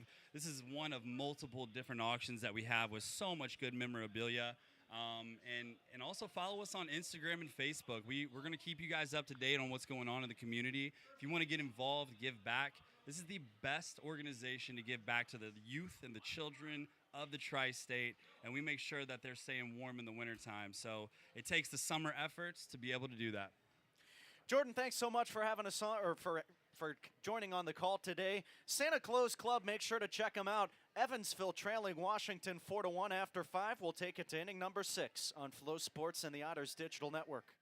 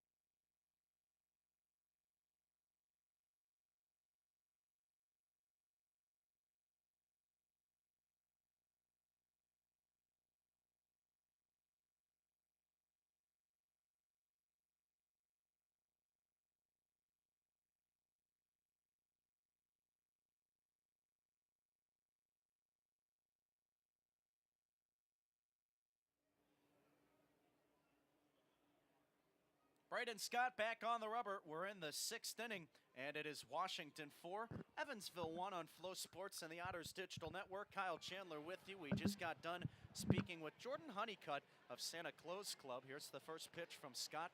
Breaking ball drops in for a strike to the catcher, J.C. Santini, and the count is 0-1. A great conversation, and again, make sure to check out our sponsors today, the Santa Claus Club. Here's the line drive back to the screen, foul quickly, 0-2. Or you can learn more information about what they do, supporting kids during the wintertime, providing them with jackets and other articles of clothing. Scott into the wind. Here's the 0-2. And this is hit the opposite way, out of play. We'll try it again for the right-handed hitting Santini. Santini, 0 for 1. He walked his first time up, lined out in his last trip in the 3rd. The pitch. Breaking ball, misses a little bit low, check swing. Did not go around, says first base umpire Noah Hobart. Washington doing all their damage in the first inning, similar to yesterday's contest. Now the 1-2. Swing and a miss. Scott racks up another strikeout, Next stage on American Day, strikeout. and that's his 7th of the game. Now the lineup will turn over. Here comes the leadoff hitter, Caleb McNeely. 17, Caleb McNeely. 100 total pitches now for Scott. McNeely batting right-handed, 0 for 3 tonight. First pitch to him. Breaking ball lifted in the air, high and deep to left center. On his horse, Bednar, called off by the center fielder, Olin, and Olin will put away McNeely. There are 2 outs now in this 6th inning. Third baseman for Tommy Caulfield. So that'll bring up Tommy Caulfield. Washington leads it 4-1. Well, Braden Scott, following suit of what Parker Brahms did, had a rocky start in the 1st inning, but then he's looked sharp ever since. Had another bases loaded situation, but no damage in the next inning. First pitch on the inside corner to Caulfield, a strike, 0-1. And that other bases loaded inning was in the 3rd. So he bounced back from that first frame well. Washington, 4 runs, 9 hits, an error. The pitch. Breaking ball low. And Evansville, 1 run, 2 hits, no errors. Well, the Otters going up against the 2nd best pitching staff in the Frontier League. It's showing here tonight. Lefty on lefty matchup. Scott into the wind, and here comes his 1-1 delivery. Fastball line back to the screen, and the count is 1-2. Want to give a shout out to the Wakefield family tuning in tonight, including my fiance Isabel, who is out in Alaska right now. Safe travels to her and her family. And thanks for tuning in and supporting the Otters. Now the 1-2 pitch. Breaking ball misses outside, and it's 2-2. Caulfield 2 for 3. Couple of singles and a run scored. Here's the left-hander's 2-2 pitch. Swing and a miss. Strikeout number 8 tonight for Scott as he works another 1-2-3 inning, his 2nd of the night. And we'll head to the home half of the 6th inning. Washington 4, Evansville 1 on Flow Sports and the Otters Digital Network.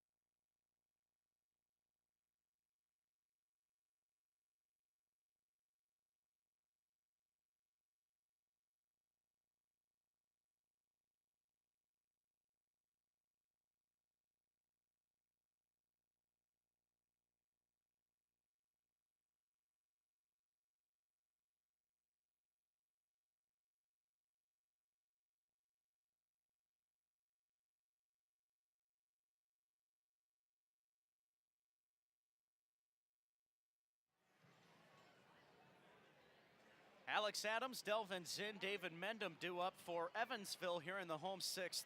Washington leads it 4-1. Kobe Foster, the left-hander, back to it. He winds and fires, and Adams pops this up, shallow right field. A long run over there for McElwain, but he's able to track it down near the line. 1 pitch, 1 out.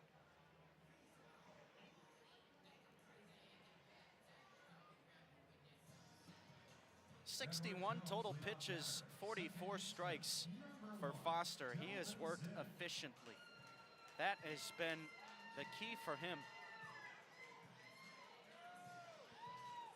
And now it's Delvin Zinn at the plate. Zinn has the only 2 base hits for Evansville tonight.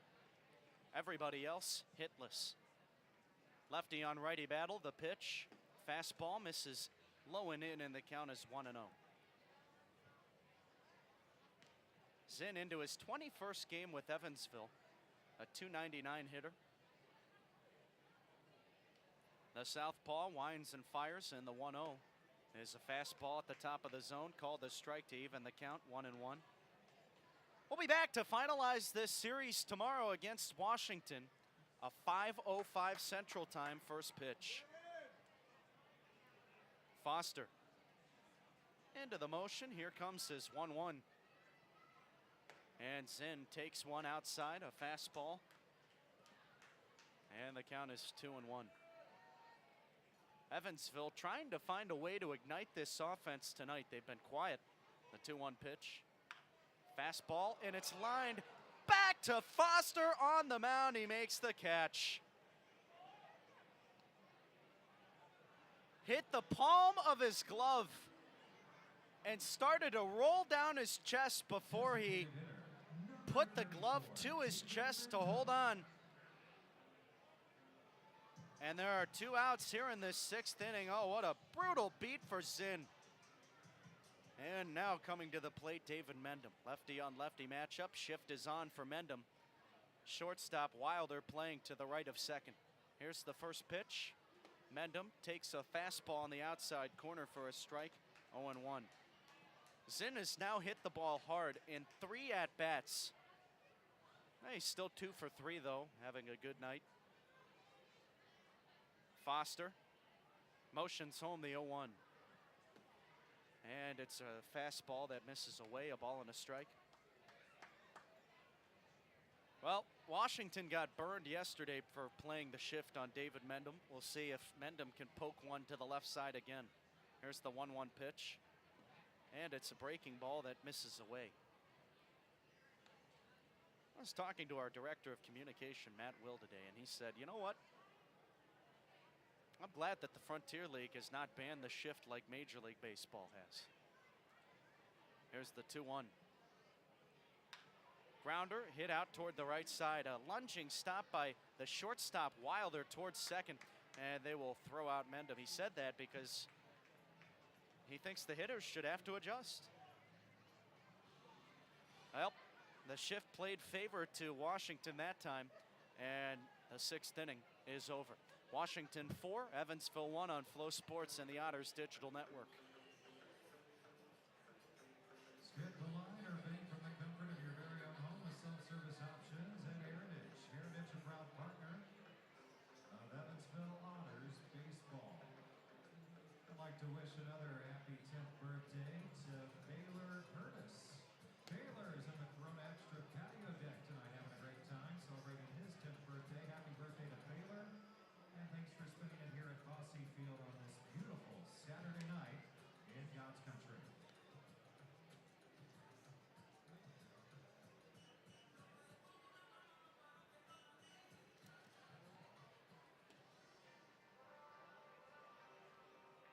Otters call the bullpen. Number 9, Chip Korbacher in to pitch. The battery, Korbacher is on the mound. Felix behind the plate. The battery is powered by the Answer Auto Repair East. Find your battery needs.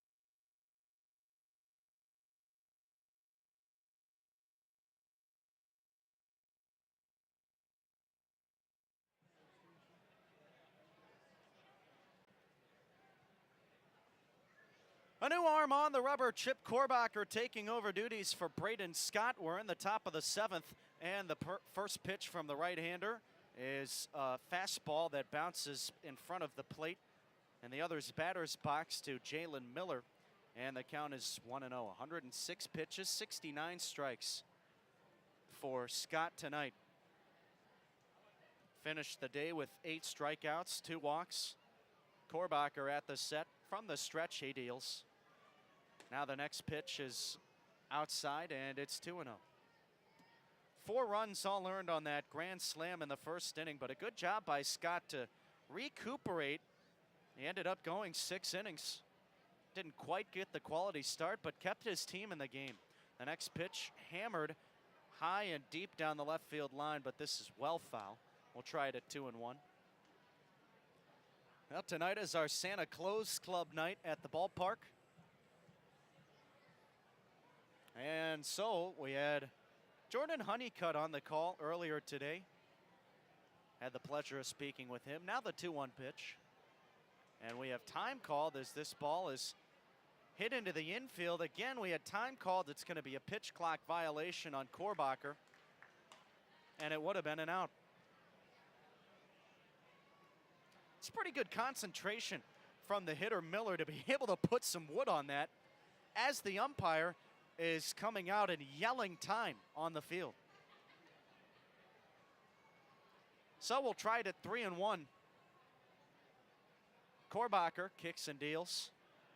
And Miller takes a fastball high, ball 4. Well, instead of it being an out, Korbacher took a fraction of a second too long, and it's instead a leadoff walk. So now coming to the plate, Tyreek Reed. All things considered for Scott tonight. Yeah, you look at the numbers and you say, wasn't his best night on the mound, but it also really wasn't a bad night either, by any means. 1 hit, the difference tonight. Righty on righty matchup, runner goes on the first offering. High and out, an inside fastball throw from Felix pulls Zinn off the bag. It's a stolen base for Miller.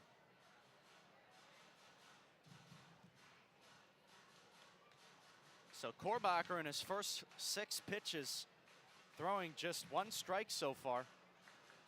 But technically he has only thrown 5 pitches because of that pitch clock. And we'll have time called with Felix heading out to the mound.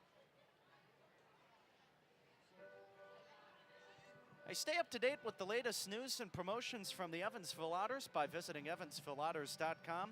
Subscribe to the Otters e-newsletter by clicking Join Our e-news on the EvansvilleOtters.com homepage. Also, don't forget to follow the Otters on Twitter at EvilleOtters, on Instagram at Evansville Otters, and like the Evansville Otters on Facebook. Korbacher at the set, he deals, and the 1-0 is swung on and missed. Evens the count now for Reed, and it's 1-1. Reed, 2 for 3, a couple of singles, grounded out his last time up. Also scored a run in that first inning.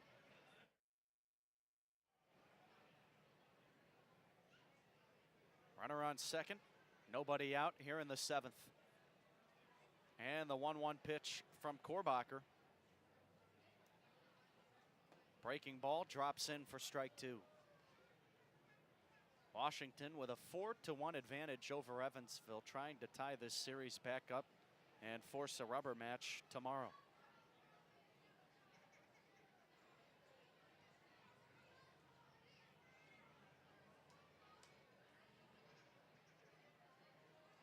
Here comes the 1-2, and first we'll have time called.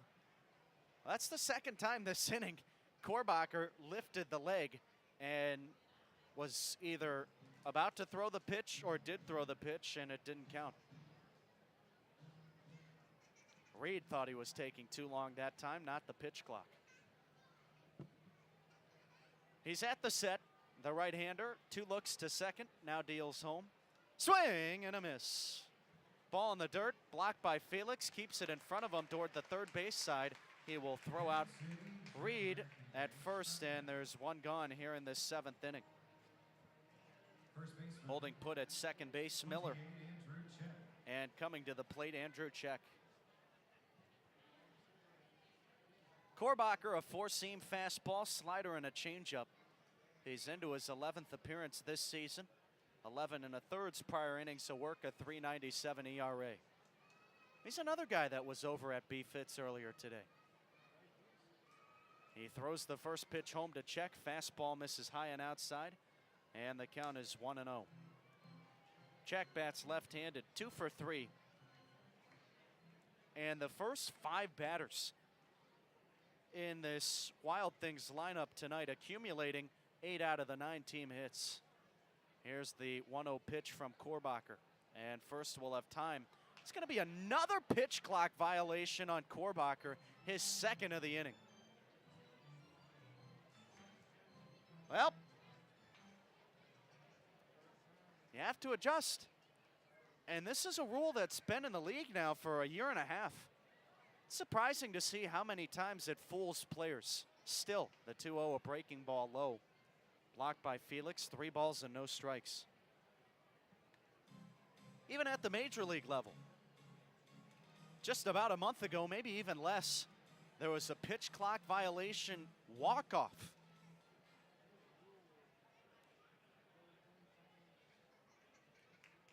Korbacher, ready, glove at the belt. He deals, and the 3-0 is a breaking ball in for a strike. Guess he liked the bender rather than the fastball, and a 3-0 count. And it's now 3-1.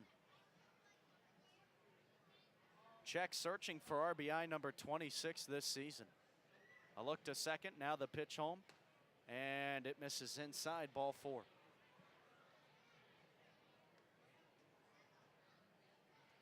So it's a walk for Check. Second free pass allowed by Korbacher this inning. And that'll send him to first. Runners on first and second now in the 7th. Washington leads it 4-1, and coming to the plate, Brandon McElwain. Well, we'll have time called. Max Peterson wants a word with Korbacher. We're going to take 15 seconds aside here on Flow Sports and the Otters Digital Network. We'll be back after this.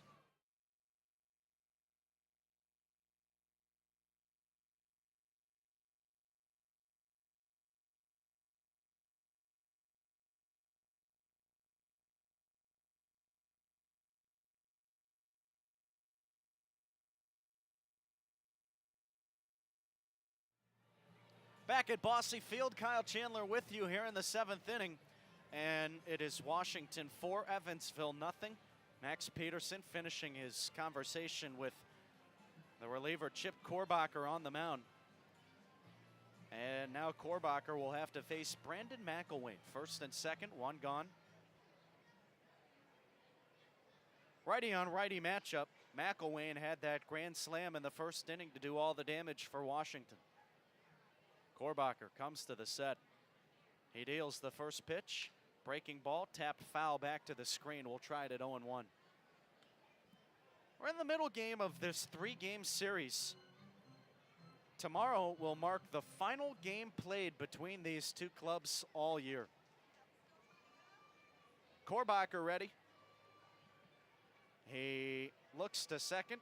Twirls and fires home. Runner goes to third. Fastball inside. Off the glove of the catcher, Felix. Goes to the backstop. Taking a turn at third is Miller, but he will hold up there. And because it was a pass ball, that will also allow Check to move up to second. Certainly seemed like one that Felix should have had. They may rule that a wild pitch, but that's a pass ball in my book. And now it's second and third, infield playing in, one gone in the inning. And the pitch from Korbacher, it misses outside, and the count is 2-1. Well, if it goes down as a pass ball, that would be the 11th pass ball from Justin Felix this year. And we are getting confirmation that it's a PB. Here's the pitch. Breaking ball, swing and a miss, 2-2. 11 pass balls. You think, while it's not officially charged an error, usually that is identified similar to an error in the catching category.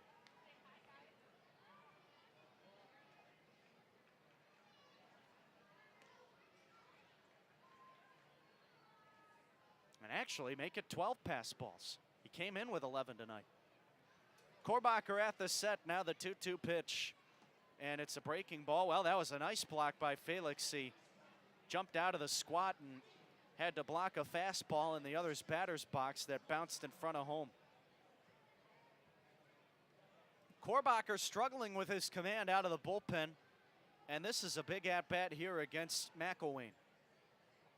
First base not occupied.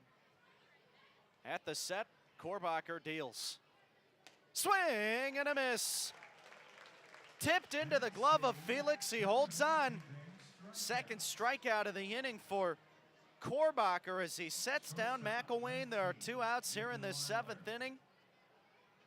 And we'll see if damage can be evaded with Ethan Wilder coming to the plate. Infield now playing back again. Outfield medium deep. Righty on righty matchup. Here's the first pitch.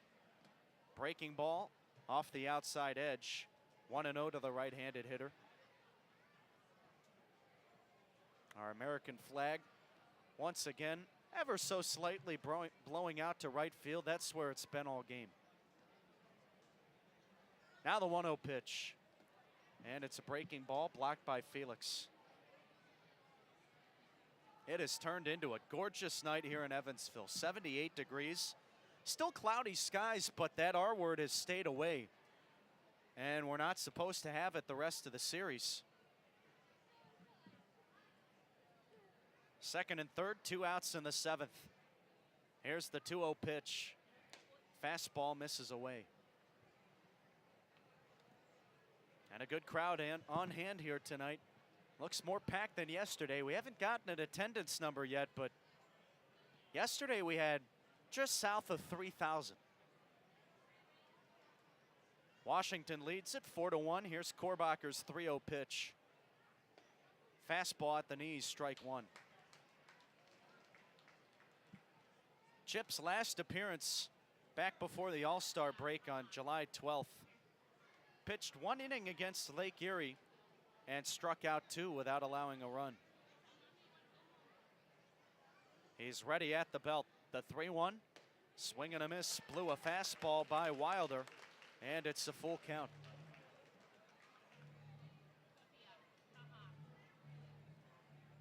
Evansville trying to keep themselves in this game to see if the bats can get going.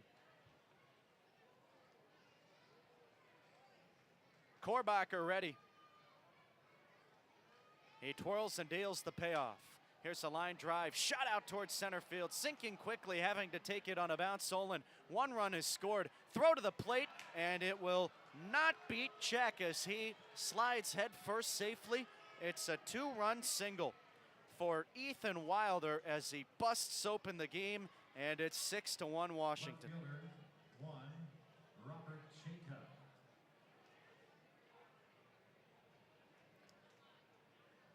A disappointing result there for Korbacher. Both runs earned coming off walks. And now coming to the plate, Robert Jacob. Righty on righty matchup. From the stretch, Korbacher deals. Breaking ball hit back over the mound toward the second baseman, Zinn. He will tag out Wilder, and that'll do it to end the inning. Well, it's stretch time at Bosse Field. We'll head to the 7th. But more damage done for the Wild Things. They plate 2 and take a 6-1 lead over Evansville.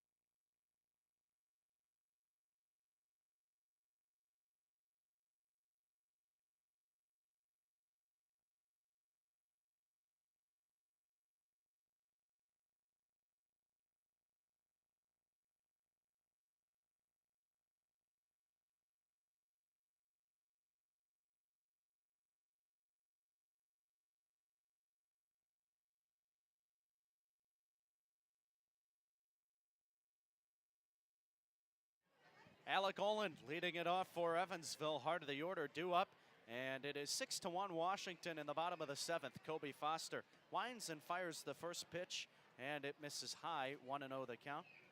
Haven't really talked about Foster much throughout this game, but he is putting together a stellar performance. Here's the next pitch. Breaking ball, misses outside, and it's 2-0. 71 total pitches, 48 strikes. He's held Evansville to just 2 hits tonight. Foster, the southpaw, winds and fires, and the 2-0 is swung on, rocked down the left field line, but foul. We'll try it at 2-1. Foster into his 3rd pro season, 2nd full season, after joining the Wild Things in June of 2022. You should hear some of the numbers from Foster. And we'll give them to you after the 2-1. Here it comes. Breaking ball in the outside corner, taken for strike 2. It is unbelievable how Foster has not been picked up by an affiliated club. A 2.32 career ERA in his 2.5 years with Washington. Now the 2-2. Breaking ball, a chopper towards short. Charging in is Wilder. He'll make the running throw to first and retire Olin. 1 gone in the 7th, coming to the plate, Dakota Phillips. A 2.32 ERA is beyond impressive for one season. Foster has done it for the years of 2022, 2023, and now 2024. Meeting on the mound between Santini and Foster didn't last long. But Foster, coming into tonight's game, has pitched in 233 innings to register that 2.32 ERA. He's ready. Lefty on lefty matchup. First pitch to Dakota Phillips. Fastball at the knees, strike 1. Washington leads it 6-1. We're in the 7th. Foster set the new franchise single season record for ERA with an even 1 in his rookie campaign. Next pitch, a breaking ball, swing and a miss, 0-2. And that 1.00 ERA in 22 earned him an 8-1 win-loss record. In 11 games, 10 starts, he was the 2022 Rookie of the Year. The southpaw offers up the 0-2. Swing and a miss, blew a fastball by Phillips. And there are 2 outs here in the 7th inning. Coming to the plate now, Pavin Parks. Parks 0 for 2 tonight. He had that 2-run majestical blast to right to walk Evansville off in the 10th inning yesterday. Also had a double in last night's performance. We'll see if he can spark the offense once again. Foster deals. Fastball on the outside corner, a strike, and it's 0-1. Last season, Foster had a 2.66 ERA. So this is the highest ERA marker that we've seen out of him, the 0-1. Fastball at the knees, called a strike, 0-2. But, well, with the way he's pitching tonight, that ERA is sure to go down. A 3.01 ERA coming into today's game, a 2024 All-Star. The Tennessee native played 2 seasons at Motlow State Community College, and then he transferred to Tennessee Wesleyan. Foster twirls and deals the 0-2. And it's sent back to the screen foul. We'll try it again for Parks. Base is empty. 2 gone in the 7th.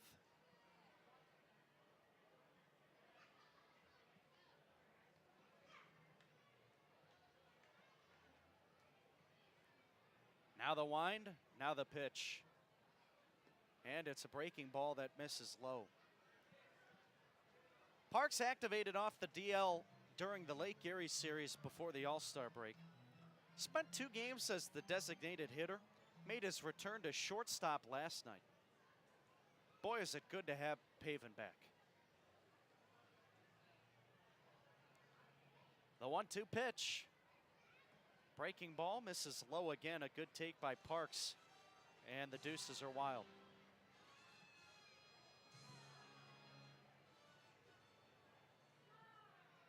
Foster gets the sign. He's into the motion. Now the pitch. Breaking ball called strike three. Parks furious with home plate umpire Parker Powell having some choice words as he goes back to the dugout, and the seventh inning comes to a close. Another 1, 2, 3 for Foster. He continues to mow down the Evansville lineup. That is 4, 1, 2, 3 innings in a row, and that is 13 in a row retired. Washington 6, Evansville 1. We'll take it to the 8th.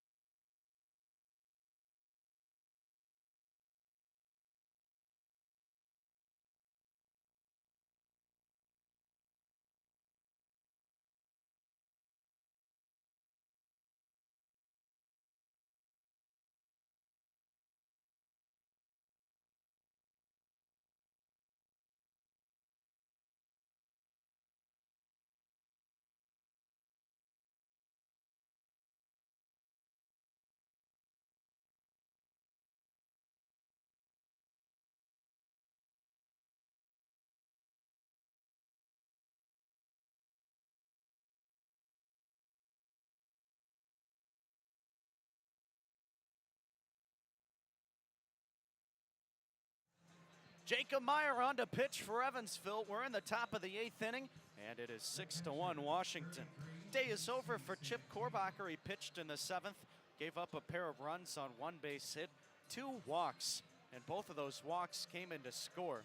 2 strikeouts for Korbacher, so Meyer coming out of the pen. He's the second reliever today, trying to limit the damage and keep Evansville with a fighting chance in this one. The right-hander from the stretch deals the first pitch, a fastball outside, and the count is 1-0 to J.C. Santini. Meyer, 6'2", 210 pounds, a local product, grew up in Evansville. Now the 1-0. Fastball misses away. 2 balls and no strikes for Santini. Meyer went to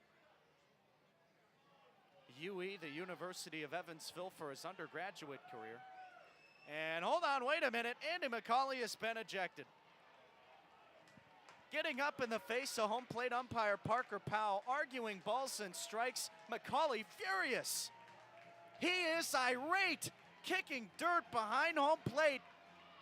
And here comes third base umpire Kevin Furman to try to break it up. Powell not listening to any of it. Furman having to step in between him and McCauley. And McCauley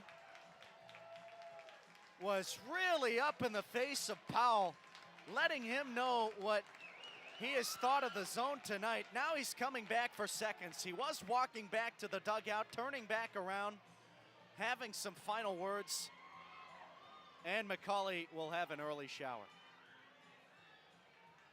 He steps back into the dugout, and well, credit Kevin Furman for getting in the middle of that, because one, who knows how long that would have went on for, but also that was one of the more angry ejections that we've seen from Andy this year, so who knows what Andy may have done. Well, we're ready to resume play, and now the 2-0 pitch from Meyer. Fastball tapped at the plate, foul, and it's 2-1 for Santini.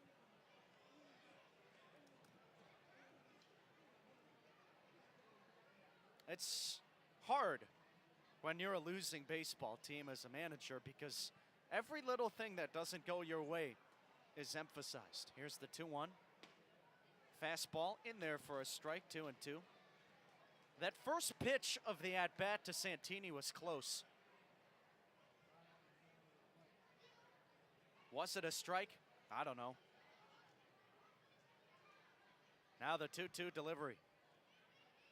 Breaking ball well outside, and the count is now full. But in Andy McCauley's case, he's been ejected a lot this year. He's a guy that's not afraid to let his emotions fly. Now the payoff pitch. Breaking ball, low. And it's a walk for Santini. His second free pass tonight. He'll head down to first base, leadoff base runner. Center fielder, And coming to the plate, Caleb McNeely. But Andy McCauley, I will say, has had problems with a lot of umpires in this league this year.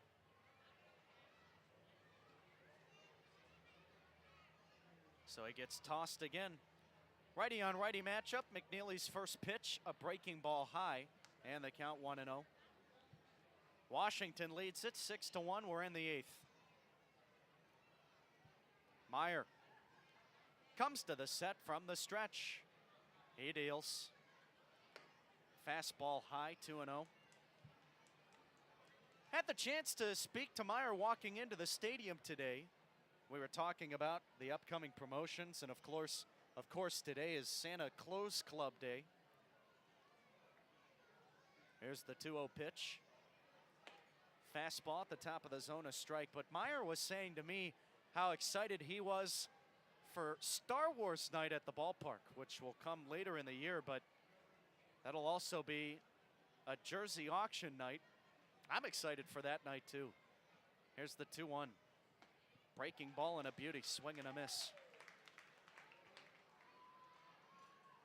We've had some really cool jerseys this year. I can only imagine what the Star Wars one will look like. So many different avenues that you could go with the Star Wars direction. 2-2. Check swing grounder, weakly hit to the second baseman's in. No play for 2, so he'll take the shore out at first. And based on how excited Meyer was, well, I think it's safe to say that he's a Star Wars fanatic. third baseman for Tommy Caulfield. Up to second base, Santini. Now coming to the plate, the 2-hole hitting, Tommy Caulfield. 2 for 4 tonight, a couple of singles, a run scored, and 2 Ks. Washington leads it 6-1 over Evansville. 1 gone here in the 8th inning. Meyer has only given up runs in 1 appearance this year. This is his 7th time coming out of the bullpen. The right-hander at the set, kicks and deals. Breaking ball in the inside corner, taken for strike 1. The time where he gave up runs was back in the series in early July against New England.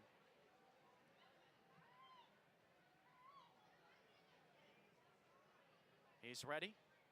He deals. 0-1, a breaking ball, drops in for strike 2. And Meyer, a really cool story with the way he was picked up after Shane Harris, who's no longer with the club, was signed from the Aces. A couple of days later, Meyer went to pitch in a bullpen for Evansville, not in a live game, of course, but as a tryout. Max Peterson said, look, we don't have any spots available, but we'll give you a call. We like your stuff, and we like what you have to offer. Here's the 0-2 pitch from Meyer. Breaking ball, hit back to the screen. We'll try it again at 0-2. Meyer said, okay, I mean, that sounds good, but how long is that going to be? And he had no way of knowing that it would only be a week or 2 later that Peterson was giving him another call saying, hey, we want to sign you.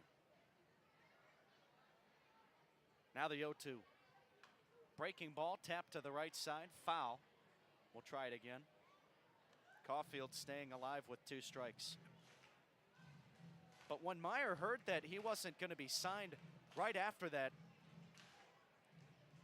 bullpen day, he started looking for other jobs. He said, look, I got to find a way to make money. I'm out of college now. I got to support myself financially. Here's the 0-2. Breaking ball, slapped down the right field line, foul. And we'll have another 0-2 count for Caulfield. But once he got that call, the dream was kept alive for Meyer, and he has been excellent for Evansville this year. And now that dream extended to trying to get to the affiliated ranks. The right-hander at the set, a look to second. He deals. Breaking ball popped up, foul territory opposite way, and the left-handed hitter has now hit 4 foul balls in a row. Pitch number 7 of the at-bat coming up, and again, we're on an 0-2 count. Runner on second, 1 gone in the inning. Meyer kicks and deals the 0-2. Fastball misses outside. Caulfield has strung together some good at-bats, even when he has struck out, which again has been twice. One of those at-bats, he saw 7 pitches. Well, here's pitch number 8 in this battle.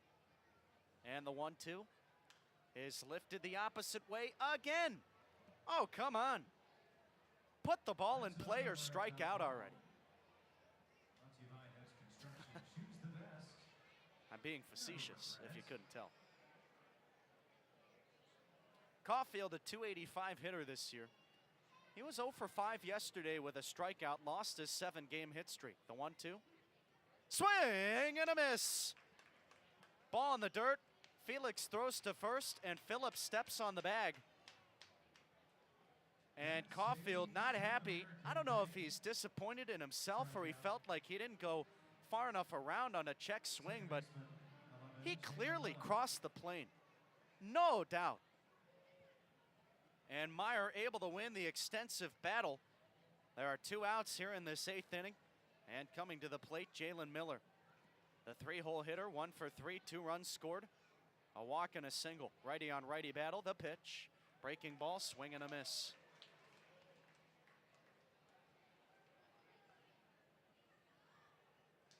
Runner on second base. We're in the 8th. Washington leads it 6-1. Meyer deals from the stretch. Breaking ball hit back to the screen. Out of play, and now it's 0-2.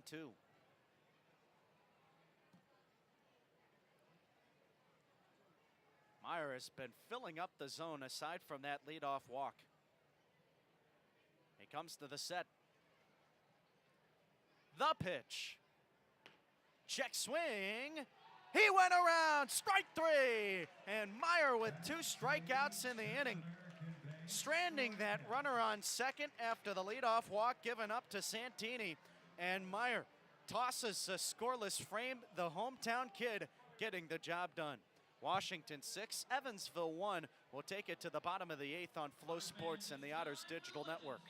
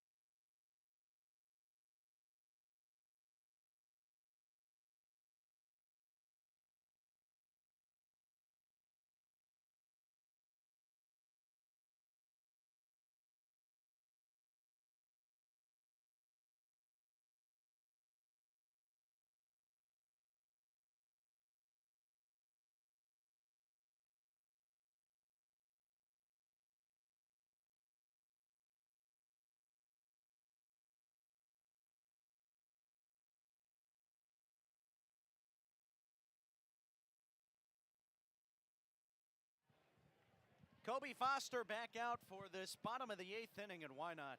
He has looked marvelous as the starter. The left-hander tosses home the first pitch to Randy Bednar, a weak grounder out towards second. Out in the right field grass, it's the second baseman to field, and Miller will retire Bednar. One gone. Right fielder, number 2, Mason White. Now it's Mason White. One pitch, one out. And my goodness, has Foster used his stuff again exceptionally well today. Sitting at just 84 pitches. Here's his first deal to White. Fastball at the knees, a strike, and the count is 0-1. White came into the game 0 for his last 19. He's 0 for 2 tonight. Here comes the 0-1 pitch. Fastball, line back to the screen, quickly 0-2. White, 37 strikeouts in his 36 games prior to this one. The 0-2, a quick pitch from Foster. And it misses high and in, 1-2. Lefty on lefty matchup, the southpaw back into the wind. Here comes his 1-2 pitch. Breaking ball, swing and a miss, watch out. Ryan Wiltsey almost got taken out as Mason White lost the bat. And it went all the way into the Otters dugout as he flung it over there. And it's a strikeout for White. So now coming to the plate, Justin Felix. Base is empty, 2 outs in the 8th. Washington leads it by a score of 6-1. 15 in a row retired for Foster. He has not allowed a base runner since the 3rd inning. Here's the pitch. And it misses the zone. The count is 1-0. But technically, it's 16 in a row because he picked off Delvin Zinn in that 3rd inning after he allowed a single. Here's the 1-0. This is lifted back over the screen, foul. And we'll try it at 1-1. I wouldn't be surprised to see Kirby come back out in the 9th inning. Not with the way he's pitched. Here's the 1-1 delivery to Felix. This is again hit back over the screen, out of play. We'll try it at 1-2. Kirby has only thrown 100 pitches or more in 3 of his appearances this year, but 2 of those coming in his last 2 starts. Threw 106 against Evansville back on July 10th, 100 against Florence on July 4th. He's ready, and Foster's deal. This is swung on, lined out towards shallow center. Charging in is McNeely. He won't be able to make the catch. A 2-out base hit for Felix, and that'll put an end to the 16 in a row streak. Retired for Foster. Third baseman, number 28. Now coming to the plate, Alex Adams. 0 for 2, hit the ball hard his last time up, but nothing to show for it. Lefty on righty battle. Here's the first pitch from Foster. Fastball, center taken for a strike.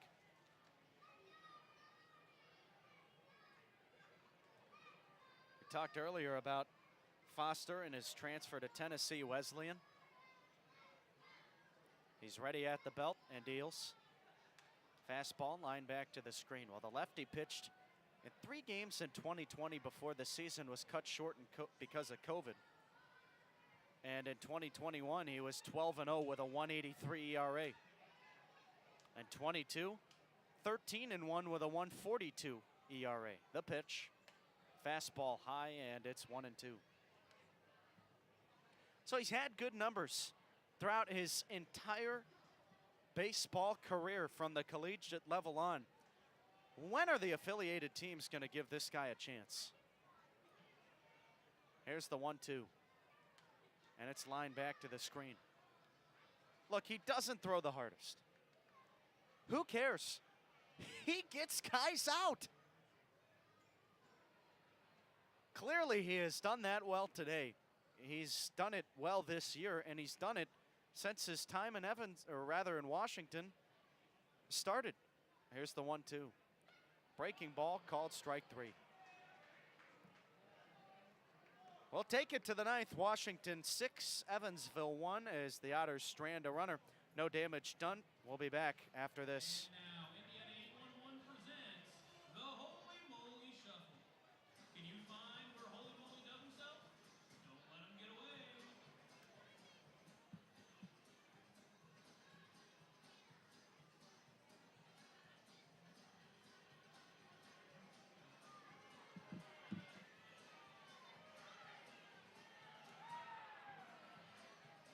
Thanks for playing.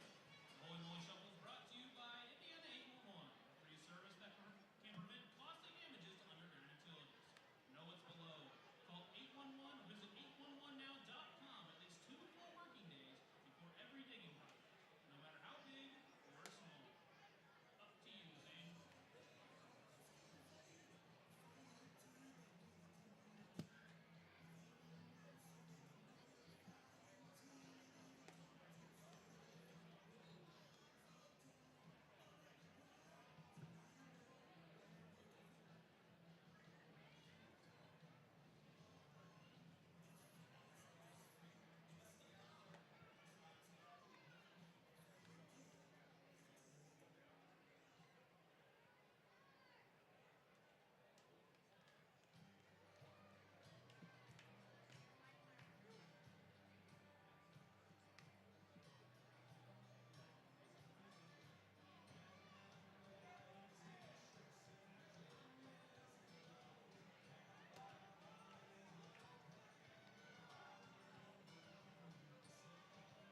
Don't forget to hang around.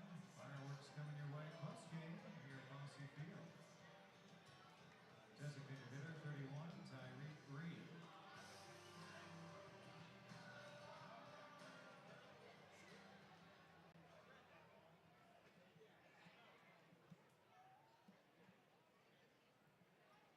Top of the ninth inning, Tyreek Reed leading it off for Washington. They're ahead 6-1 over Evansville. Here's a breaking ball from Jacob Meyer, and it misses high. The count is 1-0. Meyer back on the rubber for his second inning of work. He pitched a scoreless eighth, stranded a runner in scoring position. Now the pitch, swing and a miss. Nice bender from Meyer, 77 miles an hour.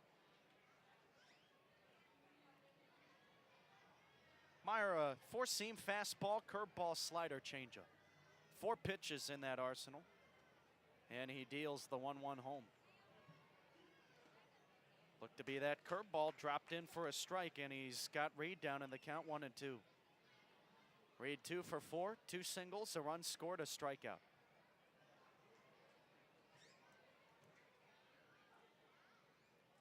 Washington, 6 runs, 10 hits, an error. Evansville, 1 run, 3 hits, no errors.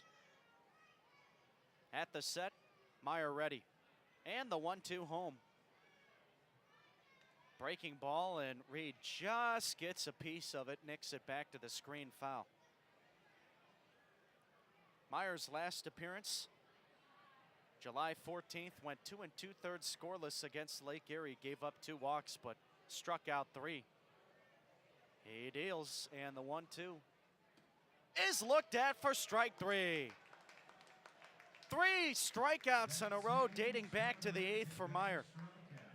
And Reed is out number 1 here in the 9th. Now coming to the plate, Andrew Check. Washington on top 6-1. Let's go through some other scores in the Frontier League after the first pitch from Meyer. He's ready, he deals, and it's a breaking ball that misses low, blocked by the catcher Felix, the count 1-0. Bottom of the 8th inning, New York and Three Rivers battling it out north of the border, a 1-1 score. New Jersey looking to take this series against New England. They lead 6-3 in the top of the 9th at home. The 1-0 fastball misses inside, 2 balls and no strikes for Check. Sussex County taking down Ottawa right now in the bottom of the 5th, a 6-2 score in Augusta. Meyer deals the 2-0. Fastball misses in. 3 balls and no strikes for check. Final score in Lake Erie, Florence 8 and the Crushers 5. So Florence winning back-to-back nights, taking the series against the Crushers. They're set up to sweep tomorrow. Now the pitch from Meyer. Fastball misses away. It's a 4-pitch free pass for check, and he'll head down to first base.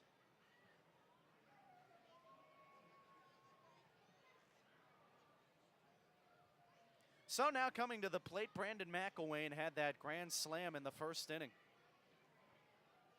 And that was all the scoring done for a while from Washington until the 7th when they piled on 2 more.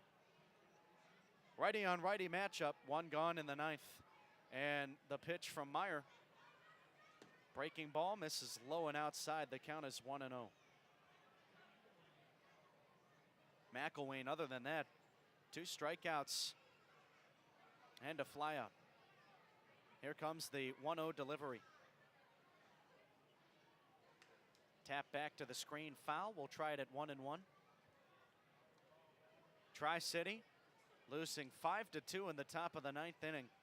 One last chance for the Valley Cats on the road, playing north of the border. Windy City and Joliet battling it out at Slammers Stadium. Final score in 11 innings. Windy City a 2-1 winner. Here's a strike on the outside corner, a breaking ball from Meyer, and it's 1-2. Final game other than this one, Schaumburg beating Gateway tonight 6-1. That one taking place in Chi-Town.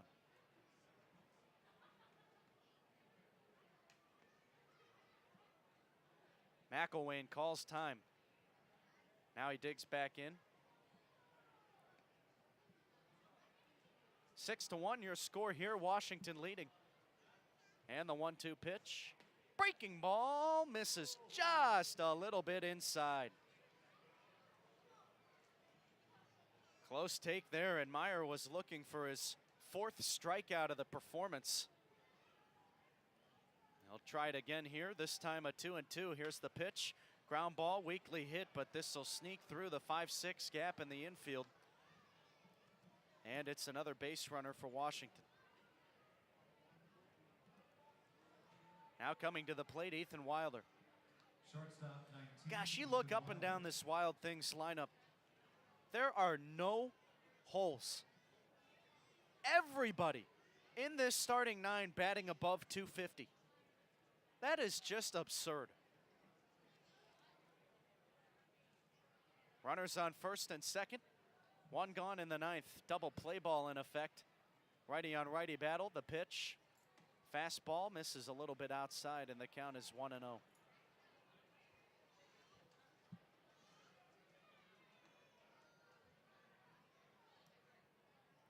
Meyer leans in, gets the sign at the set.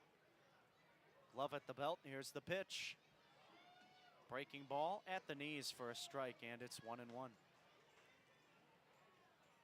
Well, after Andy McCauley got ejected, we've seen a couple of complaints or looks of disapproval on the ball strike calls from home plate umpire Parker Powell from Washington's side. A 1-1. Breaking ball away. Not sure what they have to complain about tonight.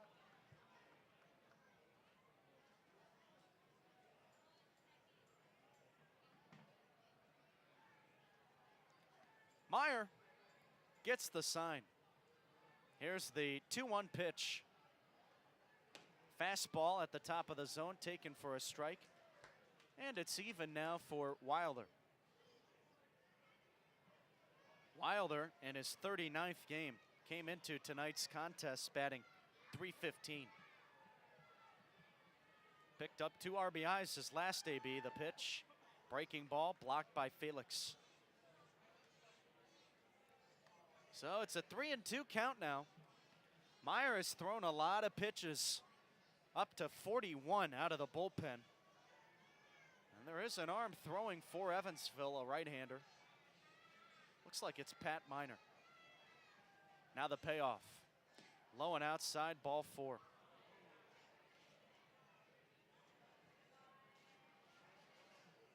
We'll see how long the leash is.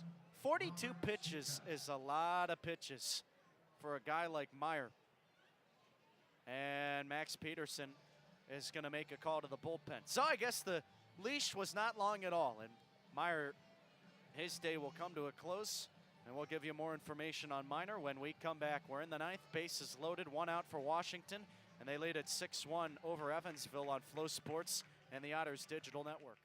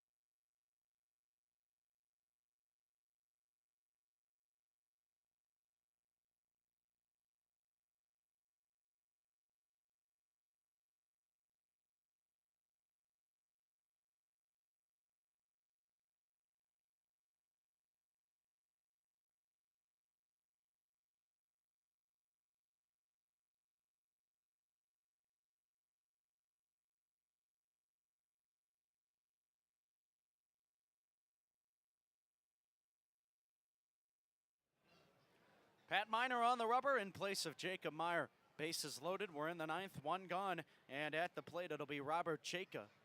Double play ball in effect, and that's how the infield lines up, outfield medium deep. Righty on righty battle from the stretch, Minor deals. Here's Tapper back to the screen foul, and the count is 0-1. 1 1/3 innings of work for Meyer. He's responsible for all 3 guys on base. 3 strikeouts, but also 3 walks with a base hit. Meyer,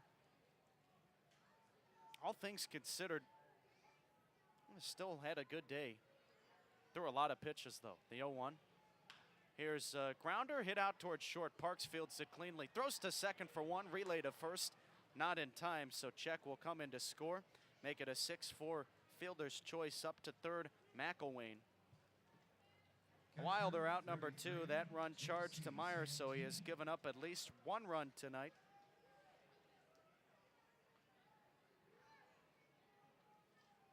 And there are 2 outs in the inning. Coming to the plate, J.C. Santini. Righty on righty battle.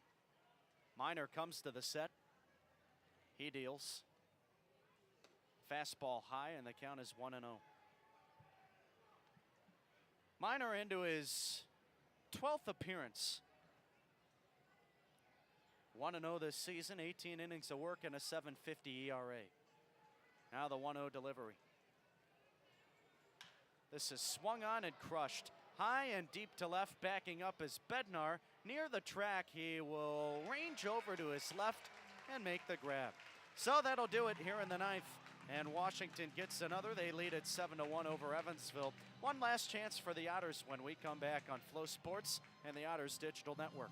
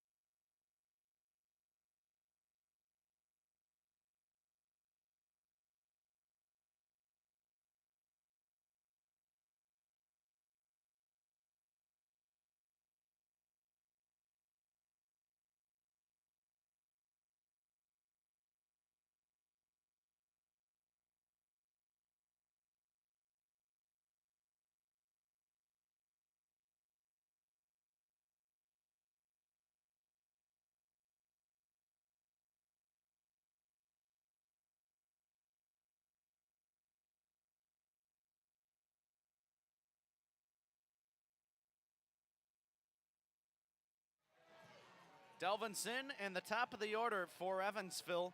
Here to begin this bottom of the ninth, Kobe Foster back on the rubber, trying to throw a complete game against Evansville. He's given up 1 run on just 3 hits.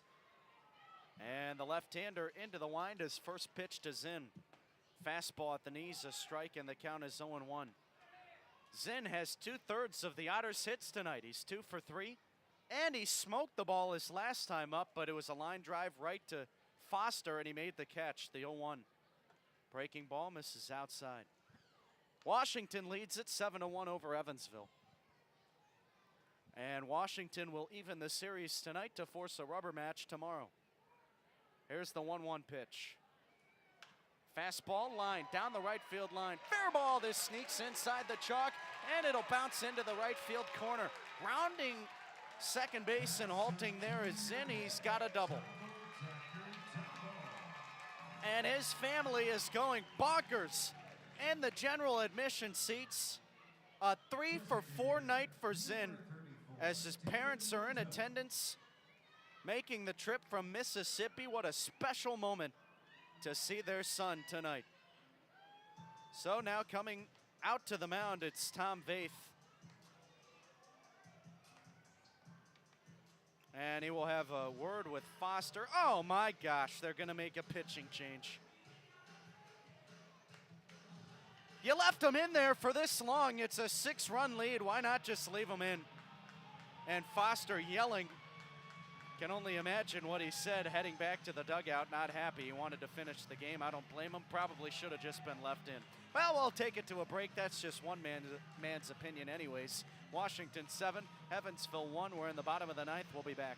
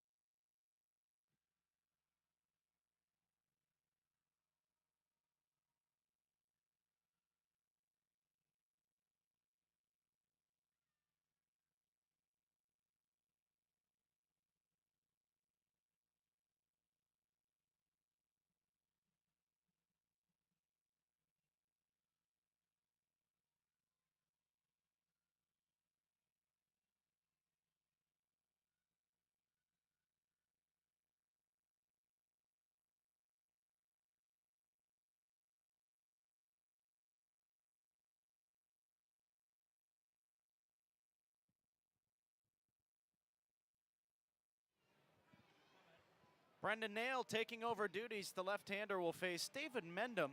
And the score, Washington 7, Evansville 1, bottom of the ninth inning, nobody out. And Delvin Zinn moments ago doubled down the right field line. First pitch to Mendham. Shift is on again. First pitch misses outside, and the count is 1-0. So the day is over for Kobe Foster. Went 8 innings, gave up a run, responsible for Zinn on second base. 4 hits, 10 Ks, 1 walk. The pitch. Mendham hits it foul the opposite way. And it's 1-1 now to the left-handed hitter. Mendham 0 for 2. He walked his first trip up. Drew his 41st walk of the season. Strikeout in his second AB in the third, and he grounded out in the 6th. At the set, Nail and the southpaw kicks and deals the 1-1 to Mendham. Fastball on the outside corner, taken for a strike, 1-2. Don't forget, we'll finalize this series tomorrow. Final time seeing Washington this year. Here comes the 1-2. Breaking ball swung on, a shot out towards second. A nice short pick from Miller, and they're going to throw out Mendham. What a play by the second baseman. And that's a tough first out. Well, moving up to third Zinn, it was a productive out. And now coming to the plate, Alec Olin. Nail 1-0 this season, a 5.68 ERA out of the bullpen. 6 1/3 innings of work in 5 games. The lefty deals. Swing and a miss, blew a fastball by Olin. Nail spent 6 seasons in the Red Sox organization. And in his affiliated tenure, he had a 3.21 ERA as a career in 137 games. Now the 0-1. This is swung on, lifted in the air, high and deep to right, plenty deep for Zinn to tag for home. And making the catch out there is McElwain, and it's going to be a 7-2 game. That finalizes the day for Foster, gives up 2 runs instead of the 1. Sacrifice RBI fly for Olin, RBI number 40 this season. First baseman, number 7. And the Otters are down to their final out. It'll be Dakota Phillips.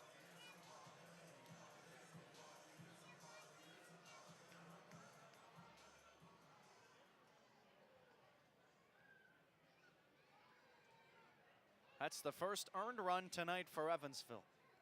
Now the pitch. Phillips takes low, 1-0. Their only other run came back all the way in inning number 1. And Delvin Zinn scoring both times tonight for the Otters.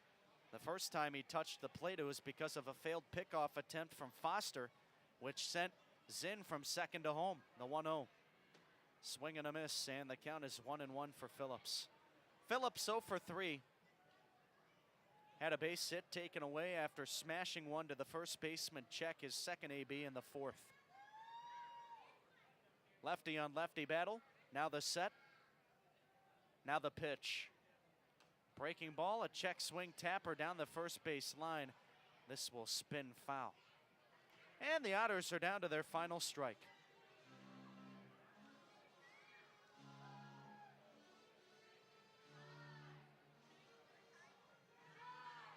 Evansville held to 4 hits tonight.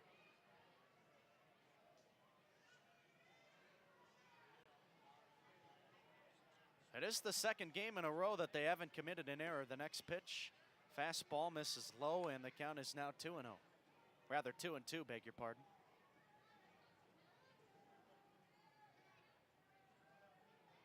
Nail leans in, gets the sign. Here's the 2-2 to Phillips. Breaking ball misses outside, and the count is now full.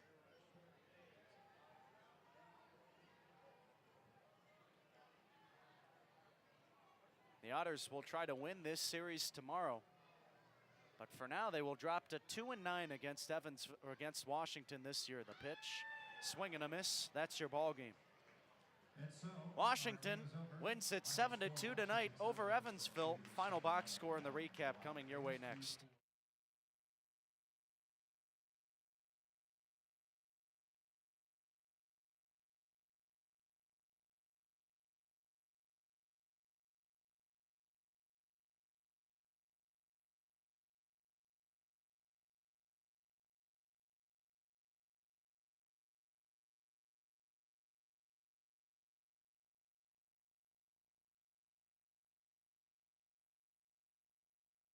The Evansville Otters drop this one tonight. The middle game is taken by Washington.